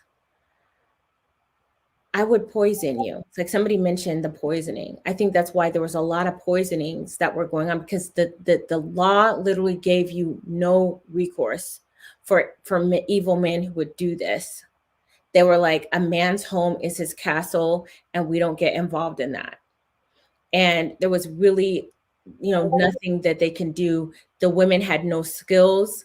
They had no way to get out of these situations. And I'm sorry that if I was in that situation, so that I would have the ability to still raise my children, that man would have had arsenic in his tea. I would have killed him. And see, that's what happens when you don't give people choices. When you tell, if you tell a cornered animal like this, you're basically a cornered animal. So what do they have to do? It's either flee or fight. If you flee, you have nothing. You're starved. Your kids are gonna be vulnerable because you can't leave your kids with this monster. The only thing you have left to do is fight. And so if the rat poisoning is going to do the job, then the rat poisoning is what it's going to be. I don't promote this, but I understand. I'm just saying, but can you understand why if you Yeah. leave a person with no choice, when you say that, this is allowed because a man's home is his castle, and you're saying that the wife is to be submissive, and then you have this monster of a husband and everybody blames you because you picked him, right? You picked him. It's your fault. You picked him. What recourse do you have? Yeah. I feel like the you picked him, I picked him, we picked him really, really hides the reality of the person who does the bad behavior. Like, it's like, how do you, like, I understand vetting, I get it. I understand the you picked him, even if I rejected. I understand it, but to say it in a crisis is it's not just mean or disrespectful, it's really done to hide the reality of who did the bad act. The bad act is not in the picking, the bad act is the bad act. And I find that sort of horrendous. Alexander said, I did a live tonight, but I did a live tonight about the entitled black man. Hopefully that went well. Let us know in the chat how that went. A shack can be a castle as a king can have no kingdom. Snap, snap, snap, please. Period. And let me say something. I don't hate men. I love men. I love them. They are beautiful. I got one and he is amazing. I'm probably going to marry him. I love him that much. But let me tell you something. I want to be with a man who respects me, who's not going to look at me like I'm beneath him, who needs to derive his pride in himself by feeling that he needs to subjugate me so that he can feel comfortable. So it's not that when we say these things that we hate men. I love men. I love them. But here is the thing. The structure that has been created under patriarchy, you allowed for your rogues to do the damage. If y'all would have just done what you were supposed to do and be noble and be responsible and be protective like you were supposed to, and instead of letting your rogues get away with all the things that you got away with, then we wouldn't be in the situation that we would be in. But you guys let the rogues get away with it. And so now here we are. Yeah. My grandfather brought my grandmother to Miami from Alabama and gave her 5 kids and didn't marry her until she was 70. He was 70. Oh, there would be no marriage. There would be no marriage. Absolutely none. At 70. Oh, I think they're strip balls. Oh, I'm sorry. Let me go on mute. Yep. No, there would be no, absolutely not. Thank you. Prince Petty, go ahead. Good evening. You're low. Good evening. Yeah, I just came up to say that Tory Lanez must have had the same lawyer that Jonathan Majors has now, because they ain't doing them no favors. That's all. I don't feel like he's saying anything besides "I didn't do it." Like, who shot the gun? Oh, I don't know. I just know I didn't do it. Well, what happened? I just know I didn't do it. I wasn't even there. I don't know. So I don't know. He seems a little suspicious to me. I think he's where he belongs. So I'll go in order, and I will be quick and concise. The parking lot video. I feel like I see videos like this pretty frequently. Usually like at the gym, not in the parking lot, but where women are quote unquote acting crazy, telling the men to leave them alone, get away from me, or something like that. And there's always men in the comments, and they'll say something like, well, if I ever see a woman who needs help in the gym, or if I ever see a woman and she drops something in the parking lot, I'm not going to approach women now. And it's like, oh my God. Whatever will women do without Bernard in the parking lot approaching to hit on her? That'll really show the ladies, fellas. Congratulations, the plan worked. Keep it up, ladies. Then, It's interesting to me, like men's response is to like say things like, "Oh, what if someone was bringing a phone, you overreacted, blah blah blah," and it's like, yeah, because we are kind of crappy statistically. Like, I feel like we have scared women into sort of panic mode, and now we're looking at people in panic mode and saying, why are you panicking? This is just a regular interaction. It's like, yeah, but you've turned regular interaction into things like this young lady who told you no in New York got her eyes gouged out and beaten for telling you no. So you've turned regular interaction into panic mode situations. Like we did that, so it's like, now you can't be mad that they're like, okay, I prefer to be considered psychotic than to be nice and not here tomorrow. Sorry, go ahead. yeah, don't hate the player, hate the game. We live in a world where my auntie, every time we go to the car, she does a full walk around of the car. She looks at all the handles to make sure it's no. She talking about, oh, it was a Facebook post. There's a man going around putting powder on the handle, and when you grab it, you seize up, and then and it's like, it doesn't make sense for me to yell at my auntie, and that's stupid. Why are you being unreasonable here? We should probably make a world where she doesn't feel like she has to do that, and then we won't have that issue occurring. Yeah. Instead of just yelling at her. And then you had Fresh and Fit, who lied about having data to back them up. And a lot of their data even contradicts what they say. No real surprise there. They're also doing the them and Crowder doing kind of the pseudo conservative, pseudo Christian, pseudo traditional. I feel like it's such a weird dichotomy, because the old-fashioned traditional conservative Christian male, I feel like, is someone who sacrifices for his wife and children, and who ultimately lives his life. His life's purpose is to aid them, pretty much. So it feels weird for you to be writing a book called Why Women Deserve Less. That feels very not conservative, very not Christian, very not traditional. So I don't know what lifestyle they're pushing, but it can't be those three. But they're saying it's those three, so it just doesn't add up to me. Oh, wait, Myron has said they like more traditional women and blah blah blah. Myron is telling men that they should sleep with at least 50 women before they turn 30. Just an FY. If y'all didn't know that, let me tell you that. So he is helping to create the toxic world he's fighting against, because he's not actually fighting against it. He needs it so that he can continue his whatever degenerate work he's doing. Yeah, I'm pretty sure. Isn't there a study, and it's like men are less likely to use condoms or other types of protection? Men are less likely to be careful as far as STDs and pregnancy. So it feels like you're creating disease and children-ridden communities. Yeah, and then you said don't marry women. So again, think, if you want to pick a side, think about either side. Which one of them, if they got everything they wanted, which world would you rather live in? And that's closer to the truth. And then you go and parse through from there. Because I don't want to live in the manosphere world. I do not. Absolutely not. I would kill myself. I would have the cats. I would opt for the cats. Like, seriously, the world in which the manosphere wants, their vision of what women should be and are not even human. We're not even, we don't even get the dignity of being human beings.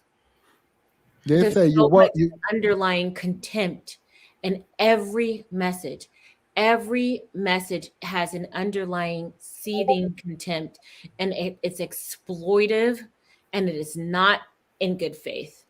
And anybody who can sit up here and say that it's in good faith is not being honest. Yeah, no, it's a lie. Anyone who says that is lying.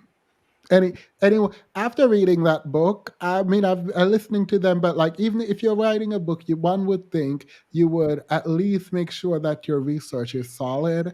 And now this is the part that I hate. Now, I usually, when I read book, I look at a couple of the sources, but as a general matter, I'm not checking every source. Like the fact that I now have to check sources constantly and not do what I used to do, where I'm like, oh, this is odd. I didn't know this. Let me to go check it out. Now I'm going to have to like check all the sources because I'm like, maybe I should get away from truism. Like these ideas that I just said, like women are dumb, men are smart. Obviously, that's not true. But the idea that women are less good with money, realizing that men are in debt and men take up more auto loan and mortgage loan debt, and like certain things that I just thought were true weren't, and this is a long time ago.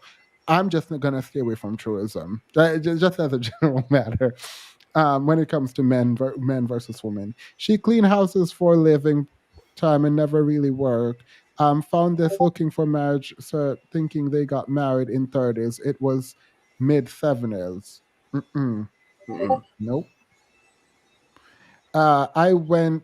It went well. Pink pill looking good. Oh. Thank you. Thank you. Wrong Petty, the old fashioned conservative men are the ones who have always taken advantage of women and had the support of men. Black men are not getting in on that act publicly.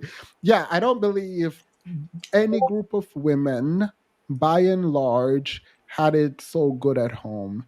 I think there was a lot of abuse, a lot of things that were not captured because the law wasn't designed to capture it. And capture them. But I think a lot of women have a fairy tale fantasy. Anita Baker told you in fairy tales that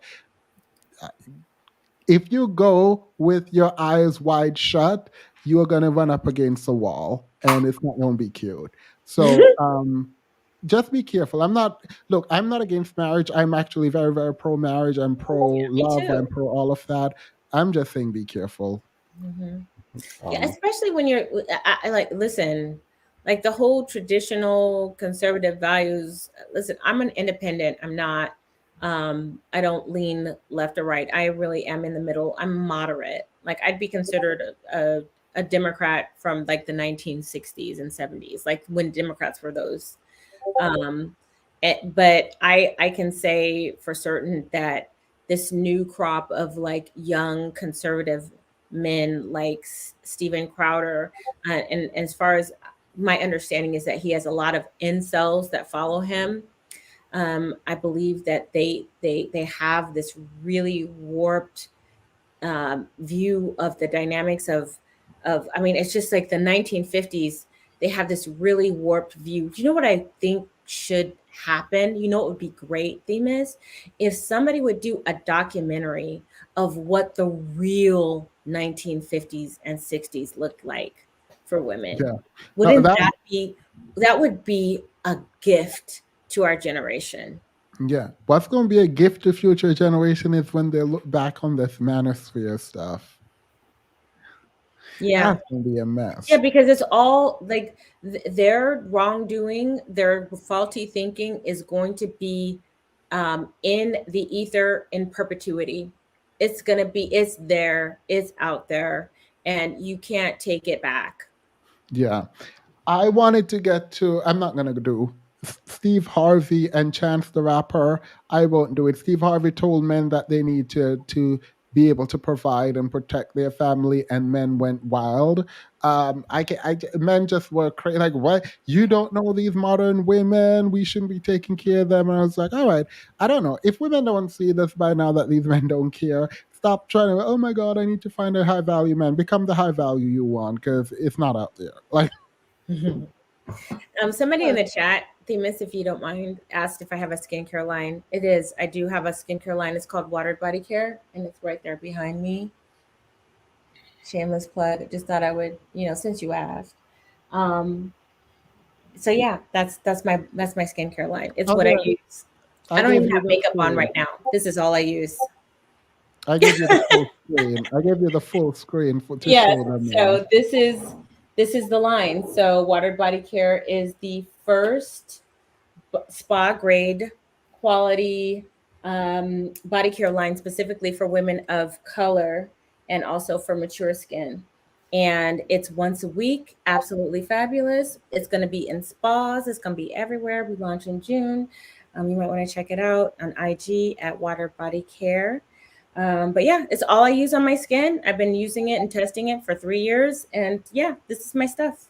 So thanks By for the having me. way, oh, sorry. By the way, this is not sponsored. Yeah, it's not sponsored. He had no idea I was going to do this, but thank you.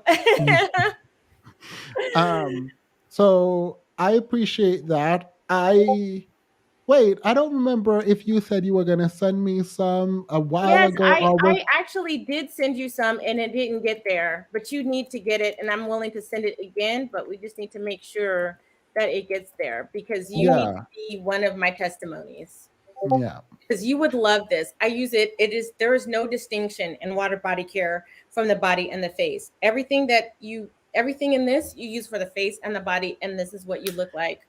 But so two things. If I want to buy it, so if I buy it and I use it and I don't talk about it ever, that means it's not good. It's not really helping me, but it would help me to know that you like it.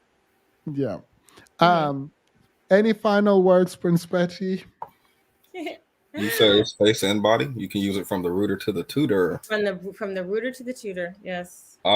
Just final notes on Crowder. I think Pink Pill summed it up pretty perfectly, but I'll just give my quick thoughts.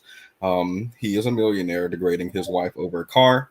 We all pointed out that he could have bought a second car, which I think is about control as well.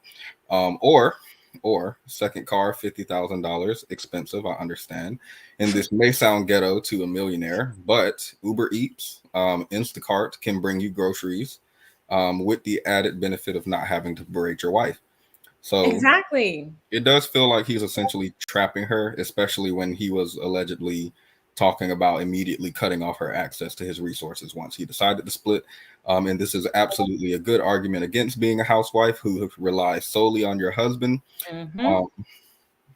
Yeah, the first thing most people want to do when they're teenagers is move out from under their parents' wing and to be free and independent without being solely reliant on someone controlling your whole life. Mind you, she was pregnant, y'all said, 8 months pregnant in this. With twins. The idea of this being, I know for certain I treat people who are pregnant more generously than people who aren't.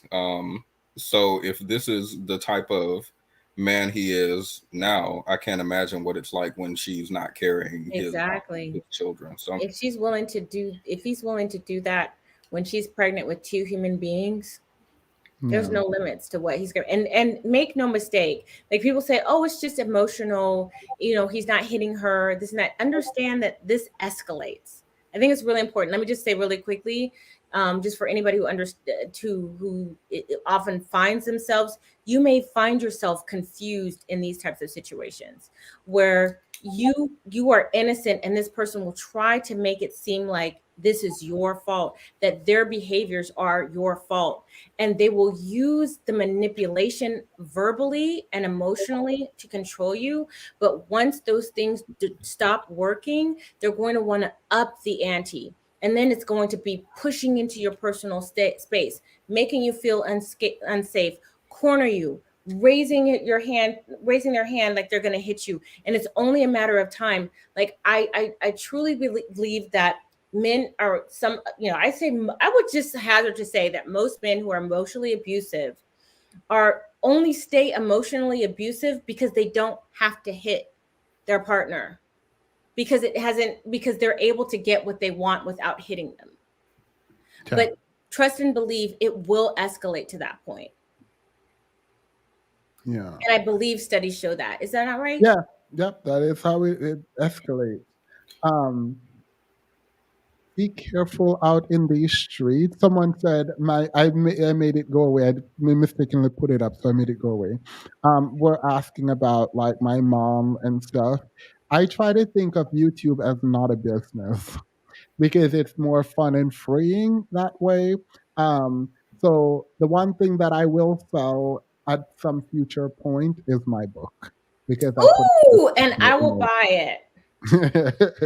I'm gonna be like the conservatives do. I'll buy like 100 to help it seem Yeah. like you get a bestseller. I'll just buy And the whole box. if anything changes about how I run my channel in terms of a business, I will let you all know beforehand.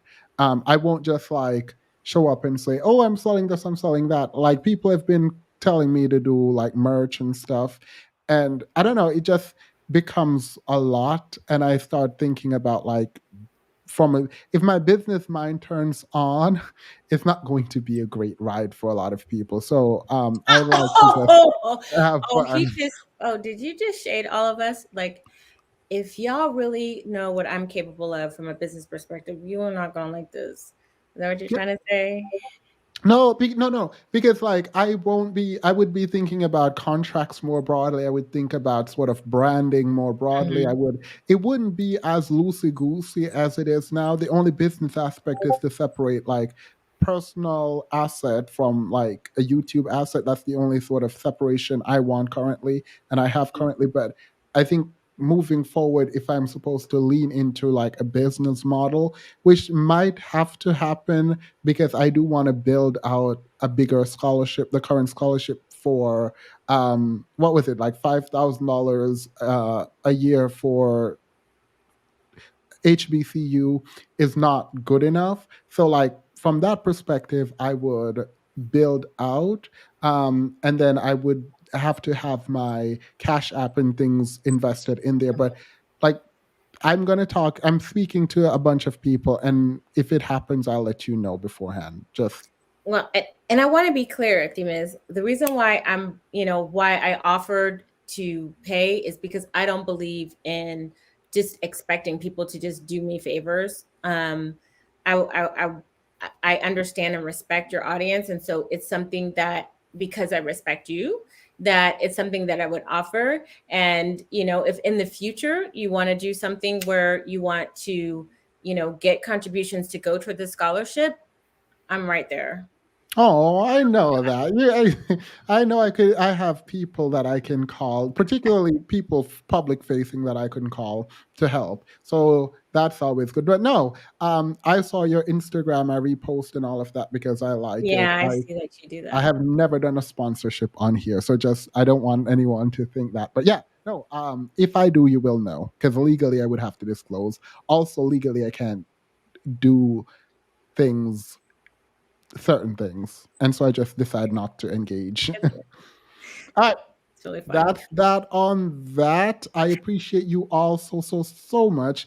Someone said, Hey, Ohio says we want merch. We want merch. We want merch. I would you need love to have a cartoon character with eyes, and we would like a t-shirt like that. I would wear that in a second. Like on your the icon on your channel. That'd be so awesome. Oh, I appreciate that. I love and appreciate this platform and this community so very much. We love you too. Oh, I appreciate that. So thank you all so much for being here on a Friday night. It's now 4 hours in. We're about to close, so have a wonderful, wonderful night. Bye. Tell your loved ones you love them. Bye. I love you. Nice to see you again, Petty.